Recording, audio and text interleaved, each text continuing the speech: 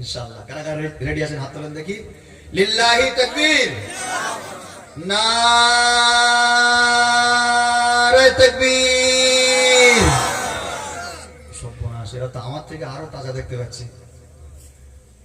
আমাদের তো প্রতি রাত, আপনাদের 1-2টা রাত, তাই না? দোয়া করুন আল্লাহ সমস্ত ওয়াইজদেরকে সুস্থ রাখুক, তারা যেন আলোচনা করতে পারে।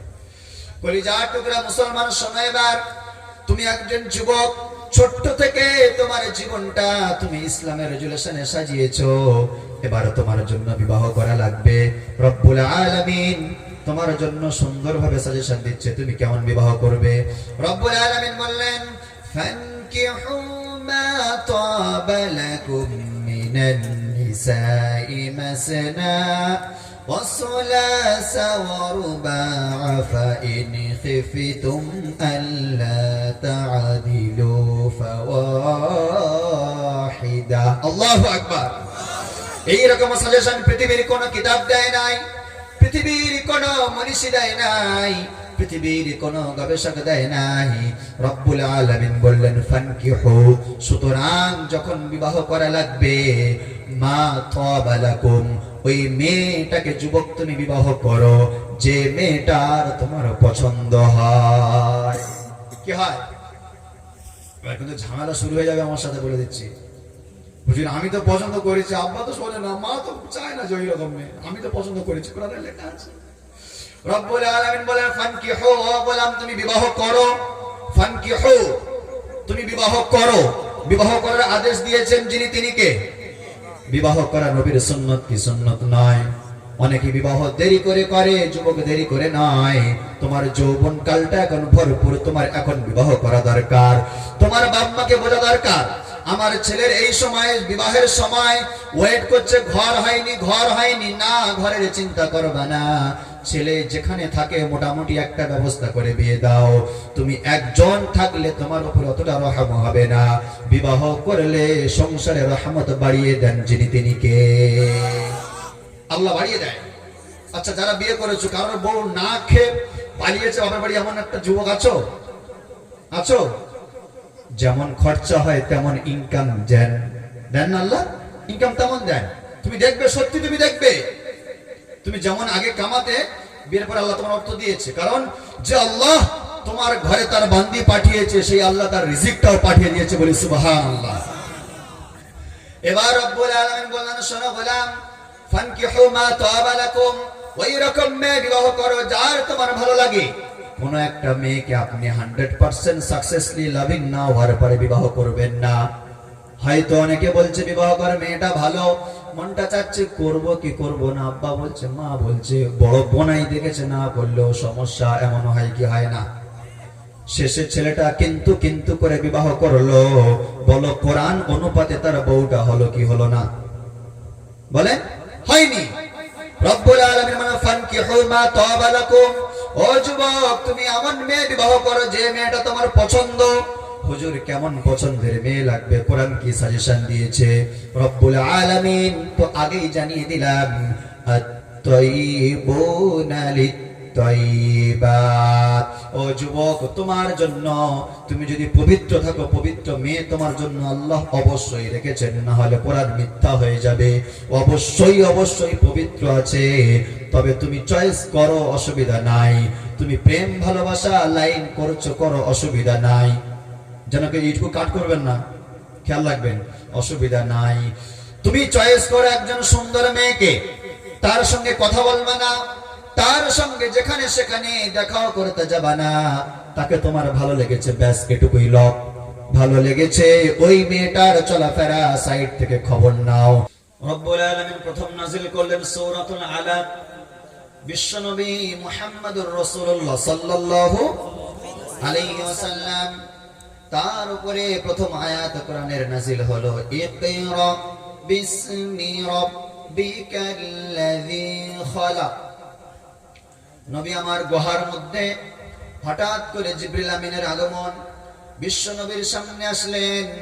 আসার পরে নবীকে বললেন, নবী পড়েন ইকরা। ও রাসূল, আপনি পড়েন। নবীজি বললেন, লা আকরাউ, আমি পড়তে জানি না, আমি পড়তে জানি না। তারপর বললেন ইকরা। ও রাসূল আপনি পড়েন।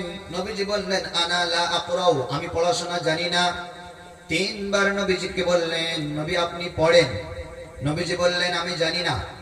তারপর বিশ্ব নবী মুহাম্মদুর রাসূলুল্লাহ সাল্লাল্লাহু আলাইহি ওয়াসাল্লামকে বুকে চাপ দিয়ে বললেন আপনি পড়েন ইকরা বিসমি রাব্বিকাল্লাযী খালাক খালাকাল ইনসানা মিন আলাক।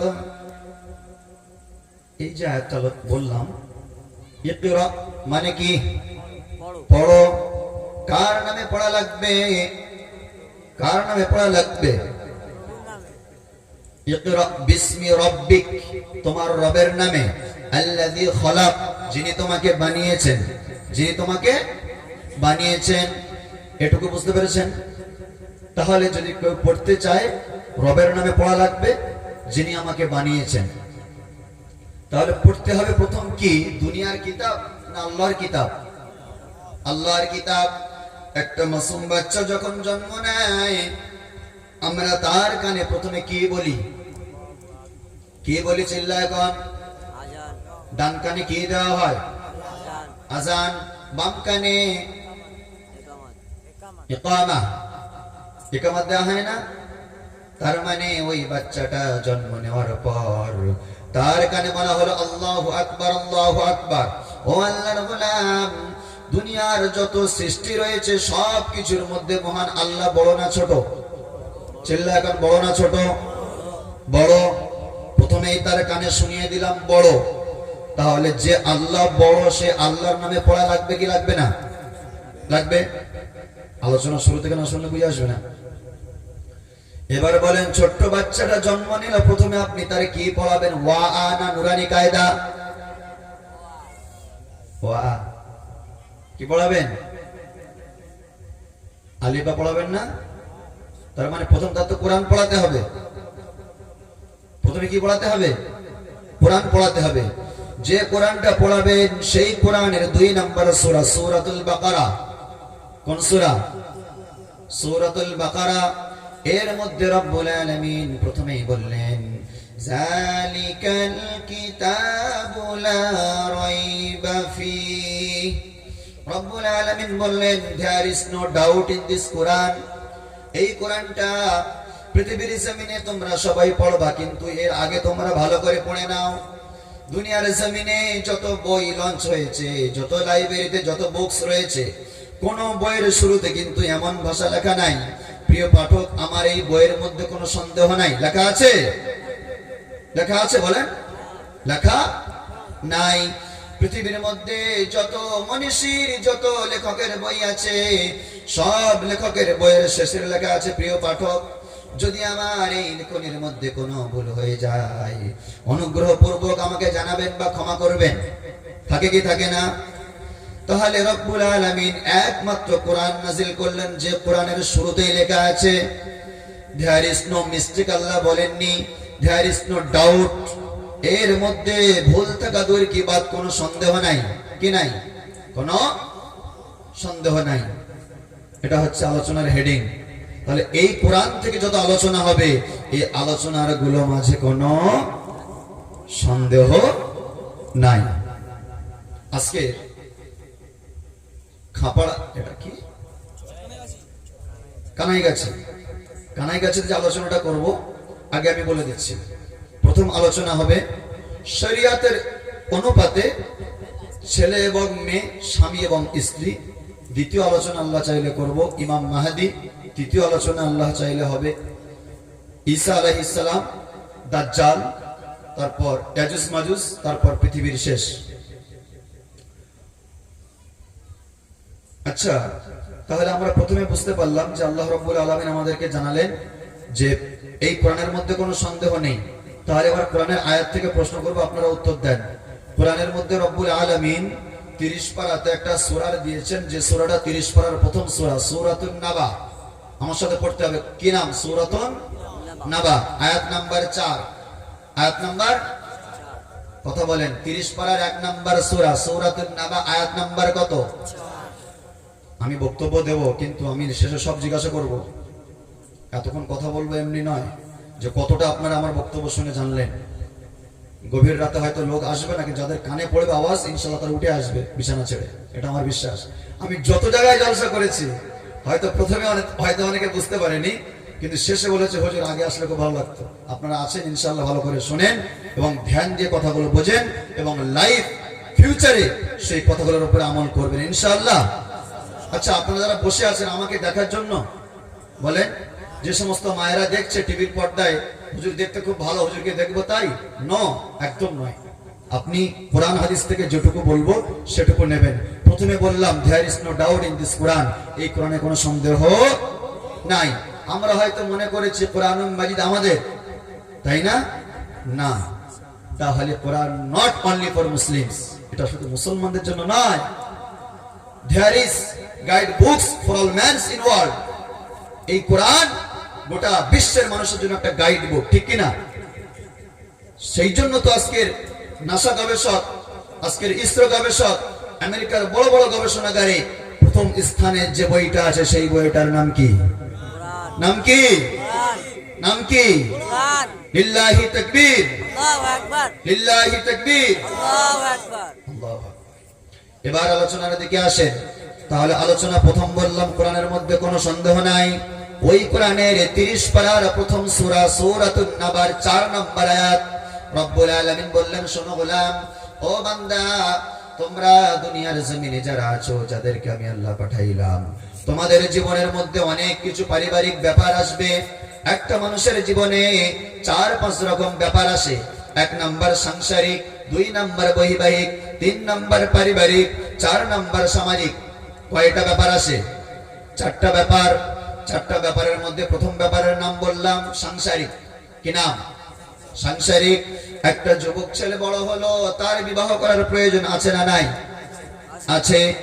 একটা ছেলে যখন সে 8 বছর, 10 বছর, 12 বছর, 15 বছর, তখন তার কিন্তু পৃথিবীর জমিনে তার জীবনের কোনো প্ল্যাটফর্মে সে এখনো পা দেয়নি। প্রথম যে প্ল্যাটফর্মে পা দেয় সেই প্ল্যাটফর্মের নাম কি? বিবাহ, যেটাকে আমরা সাংসারিক জীবন বলে চিনি। আচ্ছা, আমি যদি আমার জীবনটা কোরআন হাদিসের মতো করে সাজাই, আমি যদি আমার সাংসারিক লেভেলটা হাদিস কোরআনের অনুপাতে সাজাই, তাহলে ওই সংসারের মধ্যে, ওই ফ্যামিলির মধ্যে, ওই জিন্দেগির মধ্যে যিনি শান্তি দেবেন তিনি কে? জোরে বলেন, তিনি কে? আল্লাহ।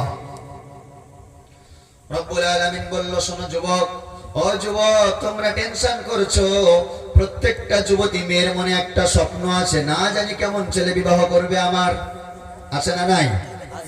আছে। প্রত্যেকটা জওয়ান ছেলের মধ্যেও এইরকম একটা ব্যাপার আছে, না জানি আমার বউটা কেমন হবে। এমন হবে না? মনে করে না? আপনি মনে করছেন যে কেমন বউ হবে, আমি বলে দেবো তোমার কেমন বউ হবে। কোরআন থেকে জানাচ্ছি, কোরআনে লেখা আছে তোমার কেমন বউ হবে। তোমার বউ কেমন চরিত্রের হবে কে বলেছে? কোরআন। তোমার বউ কেমন দেখতে হবে কে বলেছে? কোরআন। বুঝে আসেনি? তোমার বউ তোমার সঙ্গে কেমন ব্যবহার করবে সেটাও বলেছে কোরআন। কোরআনের মধ্যে সবকিছু রয়েছে। আমি কি বললাম? এই কোরআন প্রত্যেক জিনিসকে সমাধান দিয়েছে। যদি শুধু আপনারা মনে করেন এই কোরআনটা নামাজ রোজার জন্য, তাহলে হাফ পাড়ায় কোরআন শেষ হয়ে যেত না। তাহলে 850 পৃষ্ঠা 30টা অধ্যায় দিয়ে ভাগ করা আল কোরআনের কি দরকার ছিল? 114টা সূরা আল্লাহ কি জন্য দিয়েছেন? হয়তো আমরা অনেকে কোরআনকে জানি, কিন্তু কোরআনের গভীরতা আমরা জানি না। এবার যুবক শোনো, রব্বুল আলামিন বললেন, শোনো গোলাম, ও গোলাম, ওয়াখালাকনাকুম আজওয়াজা, আমি আল্লাহ পৃথিবীর জমিনে প্রত্যেককে বানালাম জোড়া জোড়া। কি বানালাম? জোড়া জোড়া। তাহলে তুমি টেনশন করো কেন? তোমার কোন মেয়ের সঙ্গে বিয়ে হবে বলো? একারা বিয়ে করেনি? হাত তোলো দেখি, হাত তোলো। আমি বললাম বক্তা না, আমি শিক্ষক। মাশাআল্লাহ, ওরা আমাদেরকে কিন্তু ভালো করে দেখছে, না জানি হুজুর কোন মজার কথা বলে, আর সেইটা মোটামুটি বলবো। রব্বুল আলামিন বললেন, শোনো গোলাম, খালাকনাকুম আজওয়াজা। 1 নম্বরের কথা হলো, তুমি কোন রকম ভাবে টেনশন করবে না। আমি আল্লাহ তোমার জন্য একটা বানিয়েছি কি বানাই নাই? কি এই মিথ্যা কথা মনে হচ্ছে? আল্লাহ বানিয়েছেন। কেন? আল্লাহ প্রথমেই বলেছেন, এর মধ্যে কোনো সন্দেহ নাই। তো আল্লাহ শিওর বানিয়েছেন তো। সেটা কেমন করে পাবো আমি দেখি। কোরআন মাজিদের মধ্যে 30 নম্বর সূরার 31 নম্বর আয়াত, সূরা নূরের 30 ও 31 নম্বর আয়াত। একটা ছেলে যখন বড় হয় সেই ছেলেটার কিন্তু মন মানসিকতা আর নিজের কাছে থাকে না, সবসময় উড়ো উড়ো ভাব হয়ে থাকে না? তো আল্লাহ তাআলা তোমার মতো যুবক যুবতীকে কিভাবে চলতে বলেছেন? রব্বুল আলামিন বললেন, কুল লিল মুমিনিনা ইয়াগুযু মিন আবসারিহিম ওয়া ইয়াহফাযু ফুরুজাহুম। রব্বুল আলামিন বললেন, ও গোলাম, তোমরা ভালো করে শোনো, আমি বিশ্ব নবীর দ্বারা জানিয়ে দিলাম। কুল, হে রাসূল, আপনি বলে দিন, লিল মুমিনিনা, মুমিনদেরকে। কাদেরকে বলে দিতে বললেন? মুমিনদেরকে। বেঈমানদের কথা আসলো নাকি? কাফেরদের কথা আসলো? ইহুদিদের কথা আসলো? নাসারাদের কথা আসলো না, কারোর কথা আসে নাই। রব্বুল আলামিন প্রথমে আমাদেরকে বেশি ভালোবাসেন বলে আমাদের জন্য বললেন, হে রাসূল, আপনি মুমিন যুবকদেরকে বলে দেন, ইয়াগুযু মিন আবসারিহিম। যখন ছেলেটা যুবক হলো তার জন্য 1 নাম্বার টিপস কোরআন শেখাচ্ছে, সে যেন তার চোখটা নিচু করে নেয়। কি করে নেয়? চোখটা নিচু করে নেবে। যখন ছেলেটা দোকানে যাবে, বাজারে যাবে, রাস্তায় ঘাটে চলাফেরা করবে, কলেজে স্কুলে যাবে, সেই ছেলেটা তার চোখটাকে 1 নাম্বার হেফাজত করবে। 2 নাম্বার ওয়াহফাজু ফুরুজাহুম, আমি আল্লাহ জানিয়ে দিলাম তার বিশেষ অঙ্গকে হেফাজত করে নেবে। তাহলে বলুন, রব্বুল আলামিন আমাদের যৌবনকালে পা দেওয়ার সঙ্গে সঙ্গে কয়টা জিনিসকে গার্ড করতে বলেছেন? কয়টা জিনিস? 2টা জিনিস। 1 নাম্বার চোখ, 2 নাম্বার বিশেষ অঙ্গ। রব্বুল আলামিন শুধু ছেলেদের জন্য বলেননি, বিশ্ব নবীকে বললেন, নবী আমার, وَقُلْ لِلْمُؤْمِنَاتِ يَغْضُضْنَ مِنْ أَبْصَارِهِنَّ وَيَحْفَظْنَ فُرُوجَهُنَّ। রাসূল, আপনি মুমিন যারা মহিলা আছে ওদেরকে বলে দেন, তারা যেন তাদের চোখটাও, তাদের বিশেষ অঙ্গটাও হেফাজত রেখে দেয়। মানে বুঝতে পারলাম, আল্লাহ তাআলা যেমন পুরুষদেরকে গার্ড করতে বলেছেন, তেমন মহিলাদেরকেও কি গার্ড করতে বলেছেন। তাহলে আমি প্রথমেই বললাম যে শুধু ইসলামটা ছেলেদের জন্য নয়, যেমনটা ছেলেদের তেমনটা মেয়েদের। আপনারা সবাই জেগে আছেন তো? একটা প্রশ্ন করি, ছেলেরা বাপের অংশ কত পায়? 1 টাকা পায়। মেয়েরা কত পায়? 50 পয়সা পায়। তাহলে এখানে কোরআনের বিচার কোথায় গেল? আল্লাহ তাআলা যে বললেন যে ছেলেদের মেয়েদের সমান সমান হক, ইসলাম তো কারো হক মানে না, তাহলে এখানে কোথায় গেল? ছেলেরা 1 টাকা পেল, মেয়েরা 50 পয়সা কেন? সেও তো বাপের মেয়ে নাকি, তাই না? উত্তরটা নেব শেষে। কে কে বলতে পারে আমি দেখবো। যে বলতে পারবেন ইনশাআল্লাহ আমার তরফ থেকে তার জন্য প্রাইজ আছে। রব্বুল আলামিন বললেন, শোনো, যেমন ছেলে রয়েছে তেমন মেয়ে রয়েছে। যেমন ছেলেদের জন্য রব্বুল আলামিন গার্ড করার কথা বললেন, তেমন মেয়েদের জন্য গার্ড করার কথা বললেন। আপনি ছেলের বাবা হয়েছেন, আপনি মেয়ের মা হয়েছেন, আপনাকে সেটা খেয়াল রাখতে হবে। হাদিস পাক থেকে জানাবো। এবার একটা হাদিস বলি, সাহিহুল জামিআর মধ্যে, আবু দাউদের মধ্যে বিশ্বনবীর হাদিস, আবু দাউদের 2149 নম্বর হাদিস, সাহিহুল জামিআর 7953 নম্বর হাদিস। বিশ্বনবী বলেন নিজের চাচাতো ভাই আলীকে, কাকে? আলীকে। কাকে বলছেন? আলীকে। আচ্ছা, আমরা যখন রাস্তাঘাটে চলাফেরা করি তো অনেক সময় দেখেছেন সামনে হুট করে একটা মেয়ে পড়ে গেল, তার দিকে চোখ যায় না? কি বলেন? চোখ যায় না? তো যাওয়ার পরে চোখটা কি ছেলেটা ফেলে রাখে না সরিয়ে নেয়? কথা বলেন। অনেকে ফেলে রাখে, তাই না? না, যুবক তোমরা ফেলে রেখো না, সরিয়ে নেবে। বিশ্বনবী সাল্লাল্লাহু আলাইহি ওয়াসাল্লামের চাচাতো ভাই হযরত আলী রাদিয়াল্লাহু তাআলা আনহু নবীজি আলীকে বলেন, ইয়া আলী, ও আলী, লা তুতবি'ন নাযারাতান নাযারাতা। যখন তোমার সামনে কোনো মহিলা পড়বে, যদি কোনো মহিলার দিকে তোমার নজর পড়ে যায়, লা তুতবি'ন নাযারাতান নাযারা, তুমি তার দিকে একবার দেখার পর দ্বিতীয়বার আবার নজর দেবে না। দ্বিতীয়বার নজর দেবে না। কারণ ফাইন্না লাকাল উলা লাইসাত লাকাল আখিরা। ও আলী, তোমার জন্য first time there is forgiveness and second time is not forgiven। প্রথমবার রব্বুল আলামিন ছাড় দিয়েছেন, কিন্তু দ্বিতীয়বার তোমার জন্য কোনো ছাড় নাই। দ্বিতীয়বার কি নাই? ছাড় নাই। প্রথমে কোন একটা নারীর দিকে তোমার চোখ পড়েছে, এতে কোনো গুনাহ নাই, কিন্তু তুমি আবার দেখলে, তখন রব্বুল আলামিন গুনাহ লিখবে তোমার জন্য। যুবকেরা চিন্তা করে আমরা কিভাবে চলাফেরা করব, আমার তো বিবাহ এখনো বাবা মা দেয় না, বয়স হয়ে গেল, একটু ভালো লাগলো, একটা প্রেম প্রীতির মধ্যে আবদ্ধ হয়ে গেল। ঘরের মেয়েটাও মনে করে, অনেক মেয়ের বিবাহ হয়ে যায়, কিন্তু আমার তো বিবাহ মা বাবা দেয় না, আমার তো হয়তো কি হবে জানি না, হয়তো একটা লাইন খারাপ করে চলে গেল। কলিজার টুকরা মুসলমান, তুমি যদি প্রেম ভালোবাসা করো, তোমার জন্য কি ফাইনাল সাজেশন কোরআন দিচ্ছে, ভালো করে শোনো।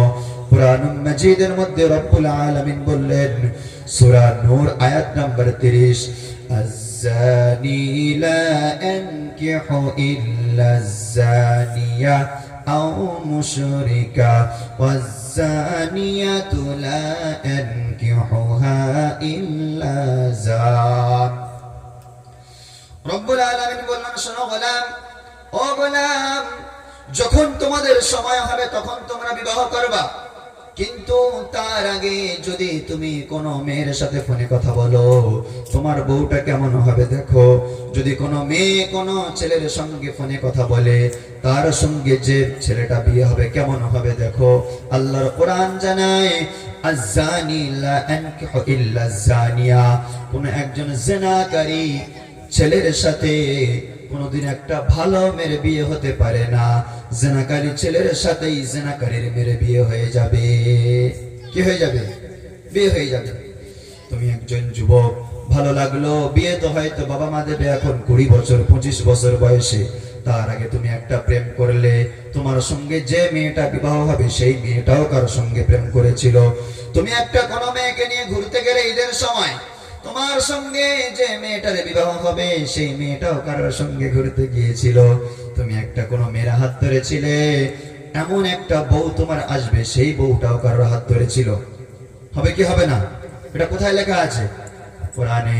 রব্বুল আলামিন শুধু এখানে বলেননি, ওয়াজ-যানিয়াতু লা ইয়ানকিহুহা ইল্লা যানিন, যদি কোনো পুরুষ এমন কাজ করে তো এমন হয়ে গেল।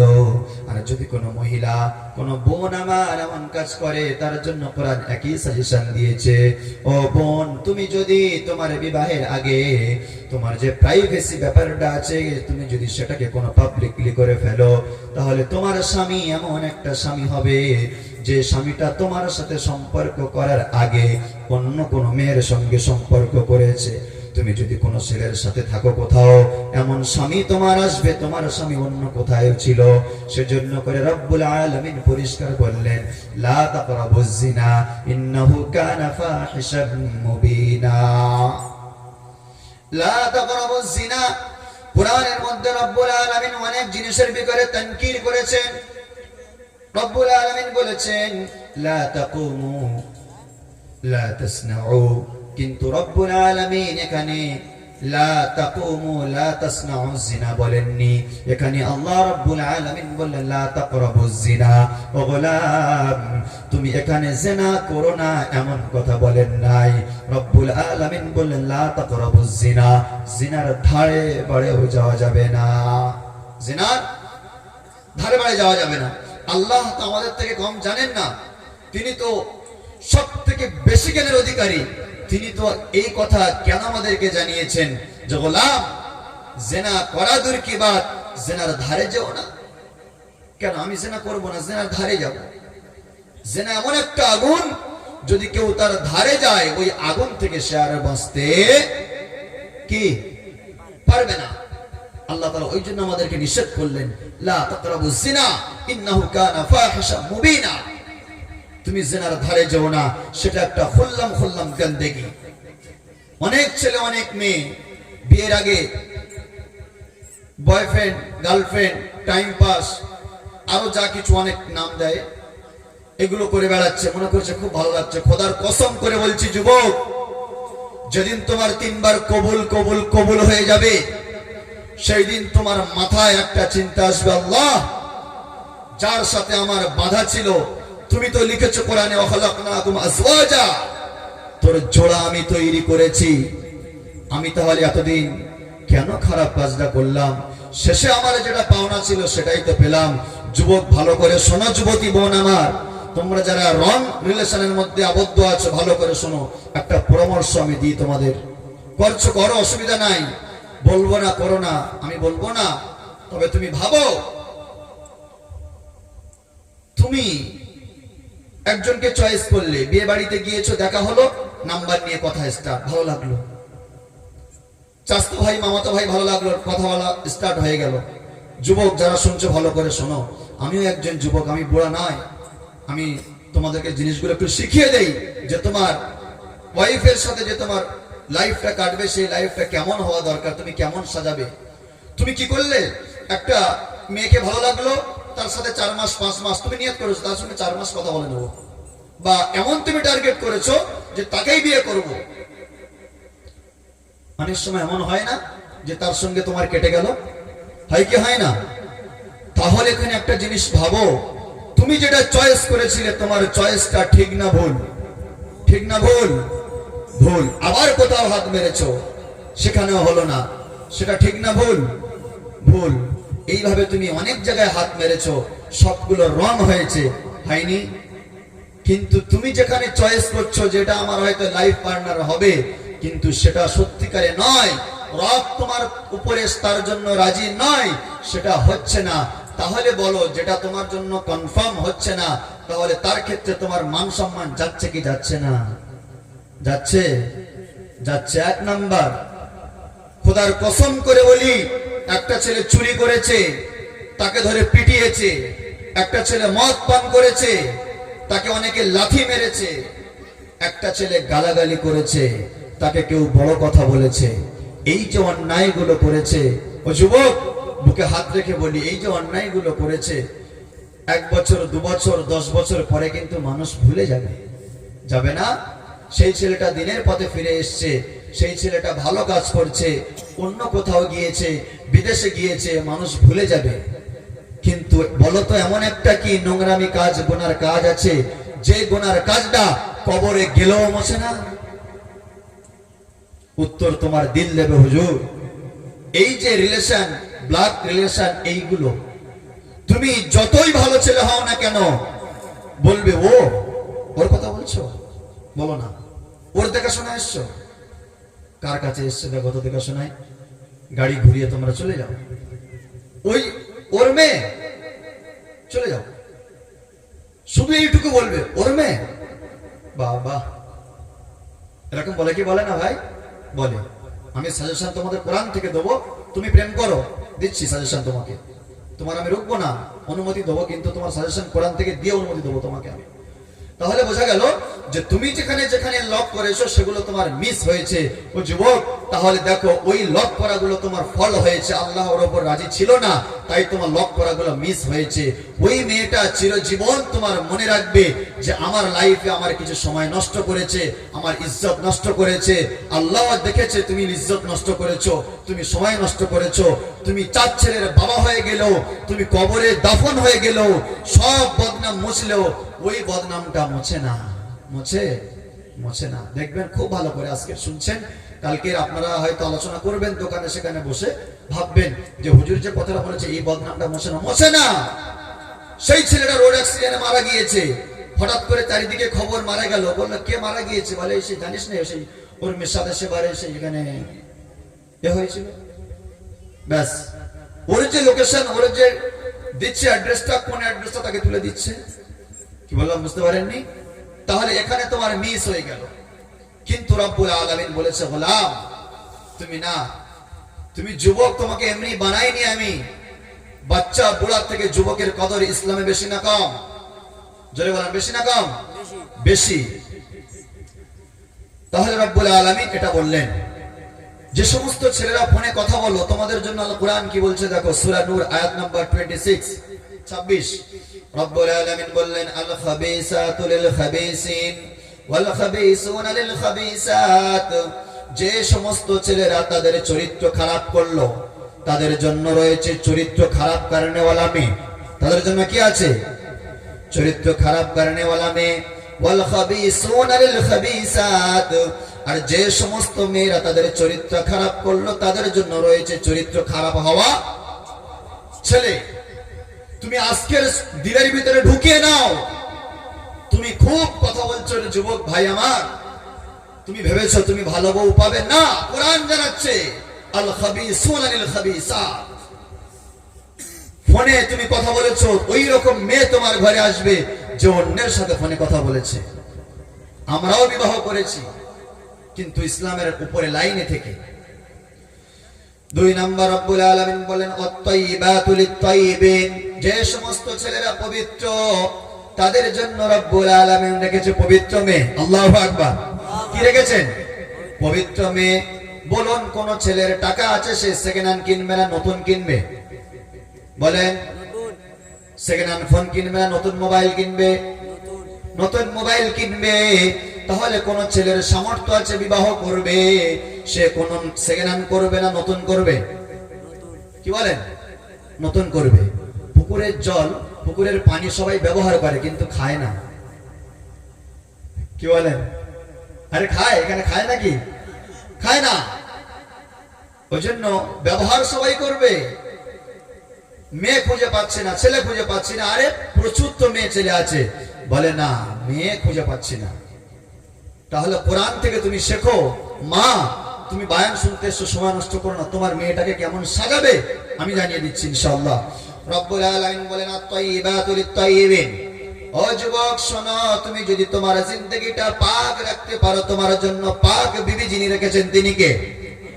আল্লাহ। রব্বুল আলামিন বললেন আত-তাইয়িবুনা লিত-তাইয়িবাত, যে সমস্ত ছেলেরা জীবনটা পাক রাখলো তাদের জন্য পবিত্র মেয়ে। আর যারা জীবনটা, যে সমস্ত মেয়েরা পাক রেখেছে তাদের জন্য কি অপবিত্র ছেলে? রব্বুল আলামিন বললেন আত-তাইয়িবুনা লিত-তাইয়িবাত, পবিত্র মেয়েদের জন্য পবিত্র ছেলে।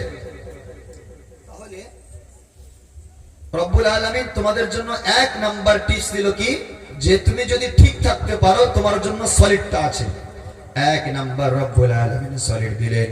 2 নাম্বার রব্বুল আলামিন তোমাদের জন্য 2টা জিনিস দিয়েছে। অনেক ছেলে বিবাহ করলো কিন্তু সংসারে টাকা নাই, এমন আছে কি নেই? আছে। বিবাহ করেছে, অভাবে ডুবে গিয়েছে। কিন্তু দেখেন ওই কোরআনের ওই আয়াতে আছে, প্রথমে বলেছিলাম কোরআনের মধ্যে কোনো সন্দেহ নেই। রব্বুল আলামিন বললেন যারা পবিত্র ছেলে হবে, পবিত্র মেয়ে হবে, তাদের জন্য রব্বুল আলামিন আমি 2টা পুরস্কার রাখলাম। কয়টা পুরস্কার? 2টা পুরস্কার। 1 নাম্বার লাহুম মাগফিরাহ, তাদের জন্য আছে ক্ষমা। কি আছে? ক্ষমা। তারা গুনাহ করলো, তওবা করলো, মাবুদ ক্ষমা করে দেন। আল্লাহ বলল ক্ষমা। 2 নাম্বার ওয়ারিজকুন কারীম, তাদের জন্য রয়েছে সম্মানের রিজিক। কিসের রিজিক? সম্মানের রিজিক। রিজিক অনেকের আছে, অনেকের অসম্মানের, অনেকের সম্মানের। অনেক অনেক নেতা নাগরিক দেখা যায় প্রচুর টাকা পয়সা, কিন্তু 100-র মধ্যে 5 জন তাকে ভালো বলে।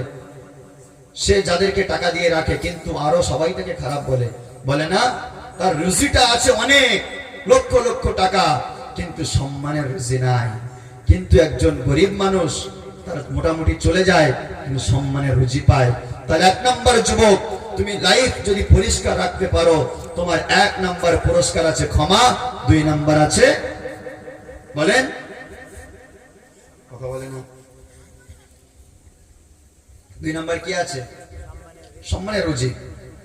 আচ্ছা হুজুর, আপনি তো শুধু আমাদেরকে বলছেন, আমার আব্বা তো আমাকে ছোট থেকে, আপনি যেমন এই কোরআন থেকে কি সুন্দর শেখাচ্ছেন যে তুমি টেনশন করো না, আল্লাহ তোমার জন্য রেখেছে, তুমি তোমার চোখটা নিচু করো, তুমি তোমার লজ্জাস্থানকে হেফাজত করো, তুমি তোমার লাইফটাকে পরিষ্কার রাখো।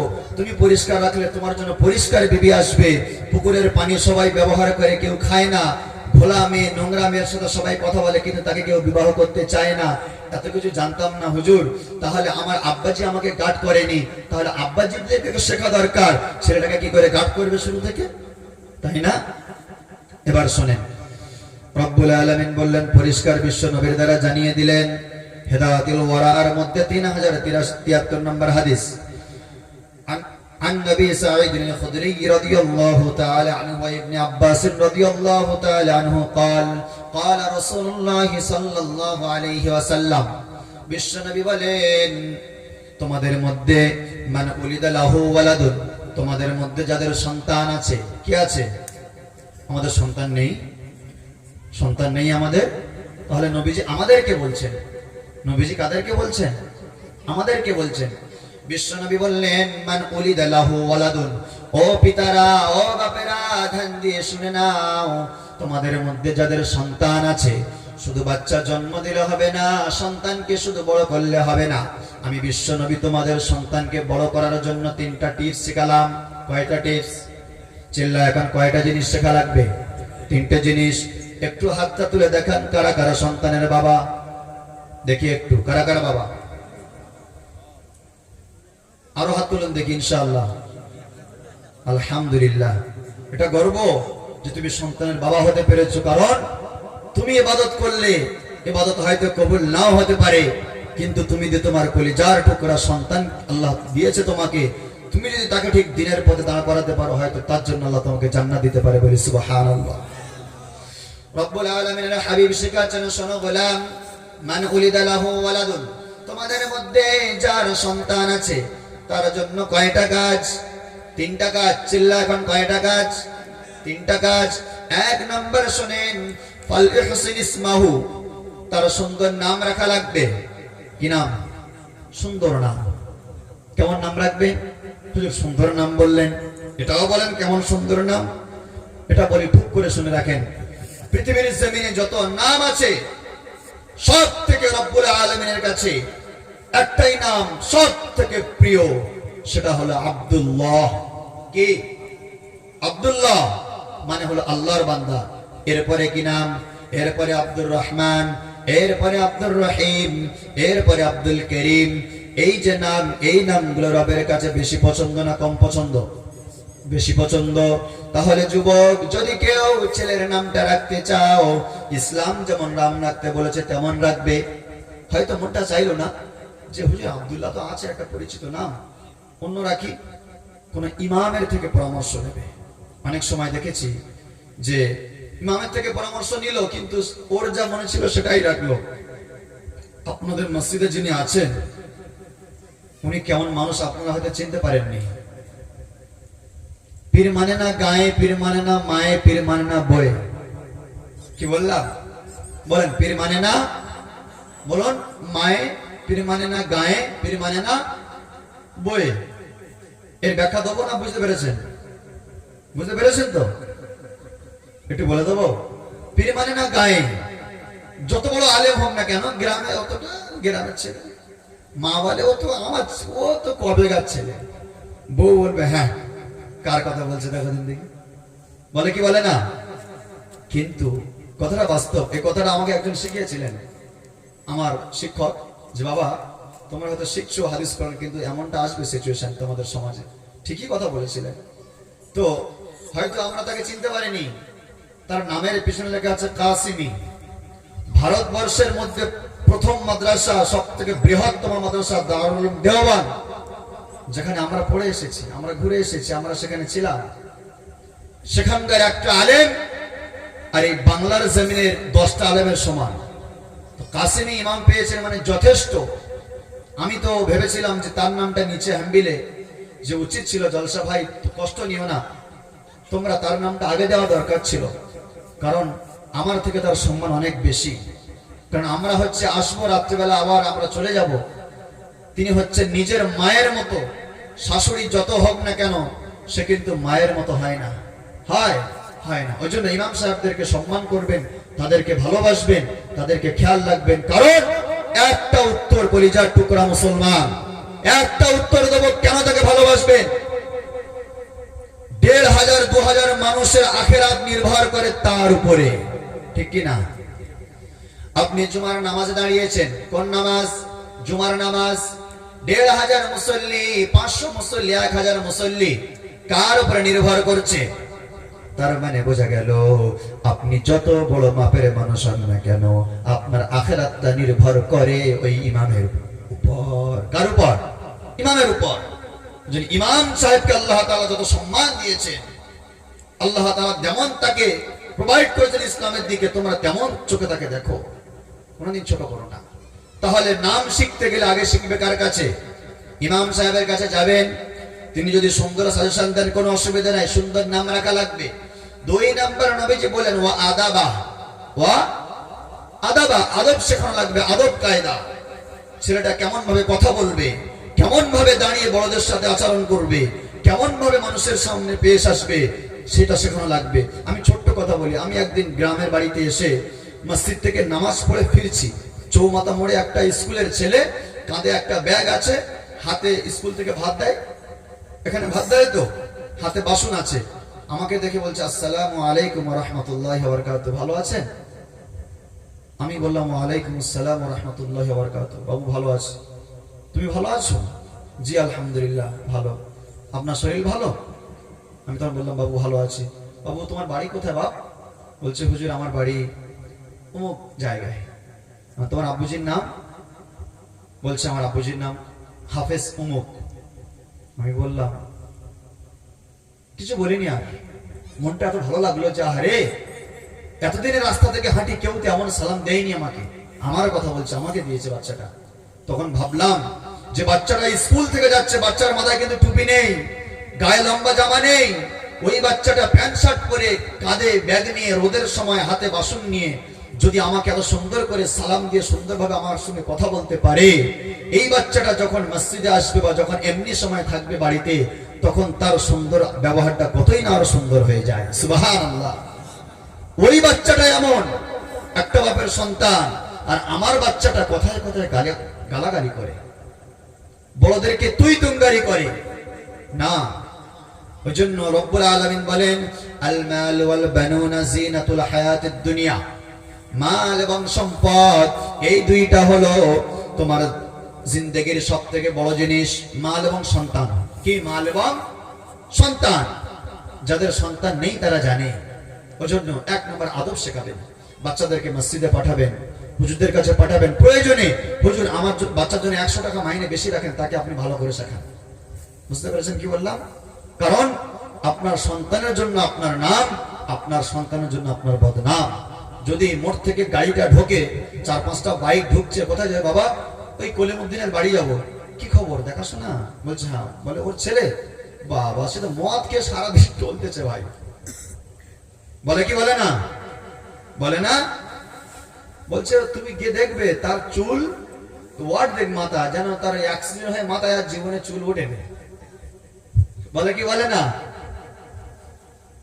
তার নাম বললে বাড়িওয়ালা বলে যাও যাও যাও যাও যাও যাও। বলে কি বলে না?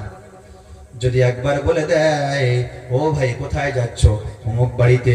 বলে সত্যিকারে তোমরা একটা বাড়িতে যাচ্ছ যে বাড়িটার ছেলের মধ্যে কোনো রকমের কোনো সমস্যা নাই, যদিও তোমাদের কোনো কিছু ভালো না লাগে তবুও রাজি হও, কারণ ওই ছেলেটার প্রতি এমন চলাফেরা গ্রামের সবাই রাজি, তো কে রাজি? আল্লাহ রাজি। আপনি ভালো মানুষ কি করে বুঝবেন? যখন কোনো মানুষ ভালো হয়, রব্বুল আলামিন আসমান থেকে আসমানের যত ফারিস্তা আছে সবাইকে বলে ও আসমানের ফারিস্তারা, আমি দুনিয়ার ওই যুবকটার প্রতি ভালোবাসা আছে, ওই যুবকের প্রতি আমি আল্লাহ রাজি, তোমরা ওই যুবকটার প্রতি রাজি হয়ে যাও। আসমানের সব ফারিস্তা বলে রব্বাইকা ইয়া রব্বি রাজিনা, ও রব তোমার ওই গোলামের প্রতি আমরা রাজি। যে সন্তানটা, যে ছেলেটা ভালো হয়, রব্বুল আলামিন শুধু তার জন্য নয়, বরং গ্রামে নয়, শুধু পৃথিবীর মধ্যে যারা যারা সবাই তাকে চেনে, সবার দিলে তার জন্য ভালোবাসা দিয়ে দেয়। সুবহানাল্লাহ। তাহলে আমার বাচ্চার জন্য চলাফেরায়, কথা বলায় যদি কারোর দিলের ভিতরে ভালোবাসা থাকে, ভালোবাসা মানে দোয়া। কি ভালোবাসা মানে? দোয়া। তাহলে নবীজি সেখানে 1 নাম্বার ভালো নাম রাখবেন। কি রাখবেন? ভালো নাম রাখবেন। 2 নাম্বার তাকে কি শিক্ষা দেবেন? সুন্দর আদব কায়দা শেখাবেন। না বাচ্চার হাতে মোবাইল দেবেন না, বাচ্চাকে নিয়ে আপনি গানের কনসার্টে যাবেন না, বাচ্চার সামনে টিভি চালাবেন না, বাচ্চার সামনে গালাগালি করবেন না, বাচ্চার সামনে কাউকে মারবেন না, বাচ্চার সামনে যখন কথা বলবেন আপনি আপনি করে কথা বলবেন। আমি একটা কোনো হুজুরের বাড়িতে গেলাম, মুফতি সাহেবের 3টা ছোট ছোট বাচ্চা, যখন গেলাম আমাকে সালাম দিল, দেওয়ার পরে বলছে আপনি কেমন আছেন। আমি দেখলাম মুফতি সাহেব তার ছোট বাচ্চা তার সাথে কথা বলছে, বলে বাবু আপনি খানা আনেন, আপনি বসেন, আপনি পানি পান করেন। আমি বললাম হুজুর এতটুকু ছোট বাচ্চা, সে তো আপনার অনেক ছোট্ট ছেলে, আপনি তাকে কেন আপনি আপনি করে কথা বলছেন। হুজুর বলে দেখো বাবা, আমি যদি তার সাথে আমিন আমিন আপনি আপনি করে কথা বলি, তাহলে আমার ওই বাচ্চাটার মধ্যে আপনি আপনি ভদ্র সুন্দর ভাষা থাকবে, ওই বাচ্চাটা বড় হয়ে কোনোদিন কাউকে তুই তুমগারি করতে পারবে না। সুবহানাল্লাহ। ইসলাম ভালোবাসা শিখিয়েছে, ইসলাম বাচ্চা মানুষ করাও শিখিয়েছে। যারা বাবা হয়েছে আমরা অবশ্যই বাচ্চাকে আপনি করে কথা বলবেন। আপনারা স্বামী স্ত্রী কথা বলছেন, স্ত্রীকে বলেন যে আপনি খানা আনুন, আপনি তরকারি আনুন, আপনি গ্লাস আনুন, তখন আপনার বাচ্চা তুই বলতে পারবে না। দেখুন দেখুন না, হয়ে যাবে ইনশাআল্লাহ। কারণ আপনি চাইলে আপনার ঘর থেকে ইসলাম প্রতিষ্ঠা হবে। বিশ্বনবী 3 নম্বরে শেখালেন, ভালো করে শোনো, ফাইদা বালাগা ফালইউযাববিজুহু। ও পিতার বাবারা, 1 নাম্বার ভালো নাম রাখবা, 2 নাম্বার আদব শেখানো লাগবে, 3 নাম্বার ফাইদা বালাগা ফালইউযাববিজুহু। তখন যখন তোমার যুবক ছেলেটা যুবক হয়ে গেল, যখন তোমার যুবতী মেয়েটা যৌবনে পা দিয়ে দিল, এখন তুমি বাবা মা তোমার উপর একটা কর্তব্য, ফাইন বালাগা ওয়ালাম ইউযাববিজুহু, তাদেরকে বিবাহ দিয়ে দাও, তাদেরকে সুন্দর জায়গায় বিবাহ করিয়ে দাও। ফাইন বালাগা ওয়ালাম ইউযাববিজুহু, যদি সে বালেগ হয়ে গেল, বুঝতে পারছো মেয়ের চলাফেরা এমন হচ্ছে, আমার ছেলের কথা বলা, ছেলের চলাফেরা এমন হচ্ছে, তখন বিশ্বনবী বললেন ফাইন বালাগা ওয়ালাম ইউযাববিজুহু, যদি বালেগ হয়ে যায় আর তাদের বিবাহ না দিয়ে দাও, ফাআসাবা ইসমান, ওই যুবক যত গুনাহ করবে, ইসমুহু আলা আবি, সব গুনাহগুলো বাপের আমল নামায় চলে যাবে। কোথায় চলে যাবে? বাপের আমল নামায়। তাহলে দেখুন, আমি বাপ হয়েছি, আমি বাপ হওয়ার পরে যদি একটা ছেলে জন্ম দিলাম, সেই ছেলের জন্য তো আমাকে শুনতে হচ্ছে। আবার যদি এমনটা হয়ে যায় যে সেই ছেলের গুনাহগুলো আমার অ্যাকাউন্টে আসবে, তাহলে সেটা কি ভালো লাগে? ভালো লাগে বলুন? ওজন্য না, ও খাটতে পারে না, এখন বিয়ে দেবো। অনেক বাপ বলে না রব্বুল আলামিন বলেন, শোনো গোলাম, وخلقناكم ورزقناكم, ও গোলাম আমি তোমাদের বানালাম, আর তোমাদের রুজির চিন্তা সেটা আমি আল্লাহ নিজেই ফয়সালা করলাম। আল্লাহু আকবার। তাহলে যিনি রুজি দান করেন তিনি কে? সেই রবের হুকুম মানা যাবে কি যাবে না? এই আসমানটা যিনি বানিয়েছেন তিনি কে? জমিন কার? জোরে বলেন জমিন কার? সূর্য কার? পৃথিবী কার? পাহাড় গুলো কার? গাছ গাছালি গুলো কার? আমরা কার? জোরে বলে আমরা কার? বউগুলো কার?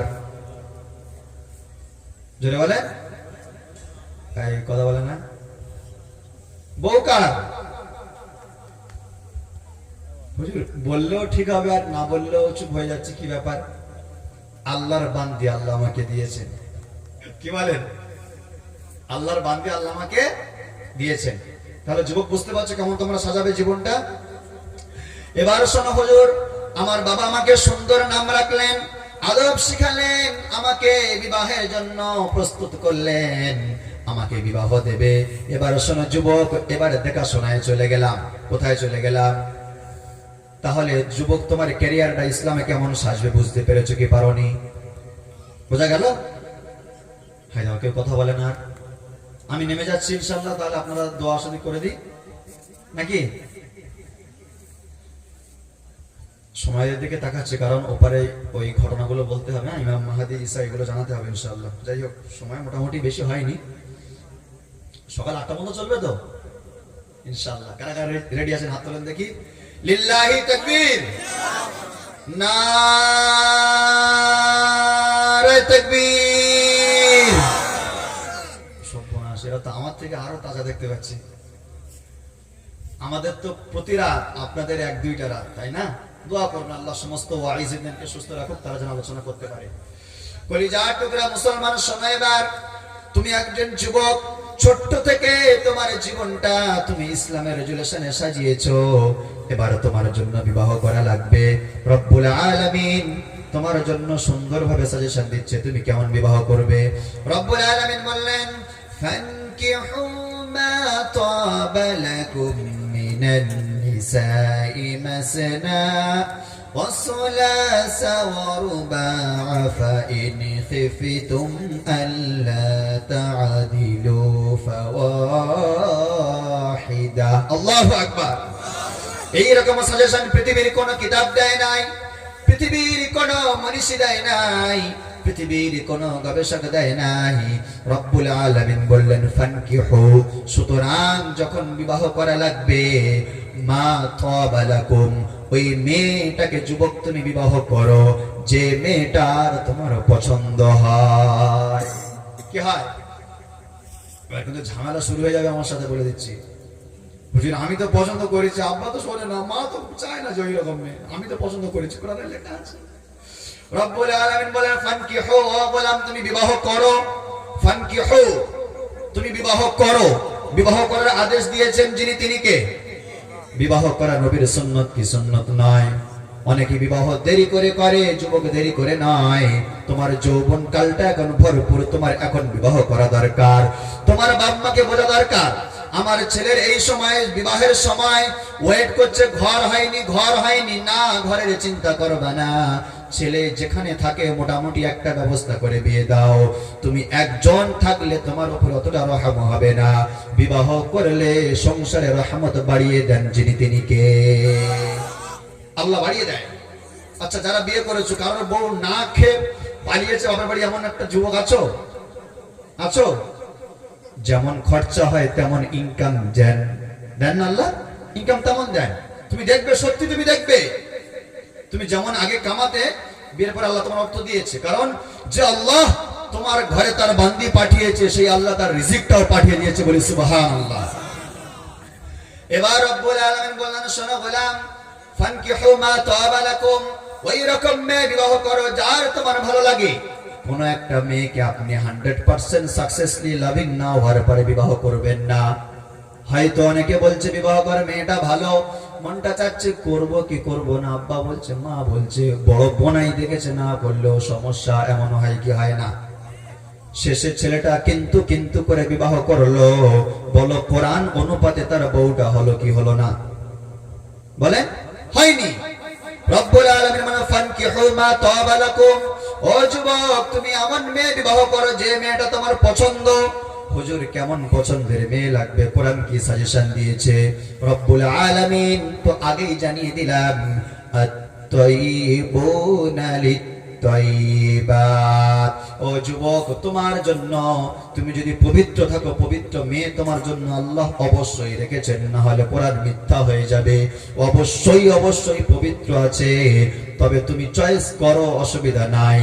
তুমি প্রেম ভালোবাসা লাইন করছো, করো, অসুবিধা নাই।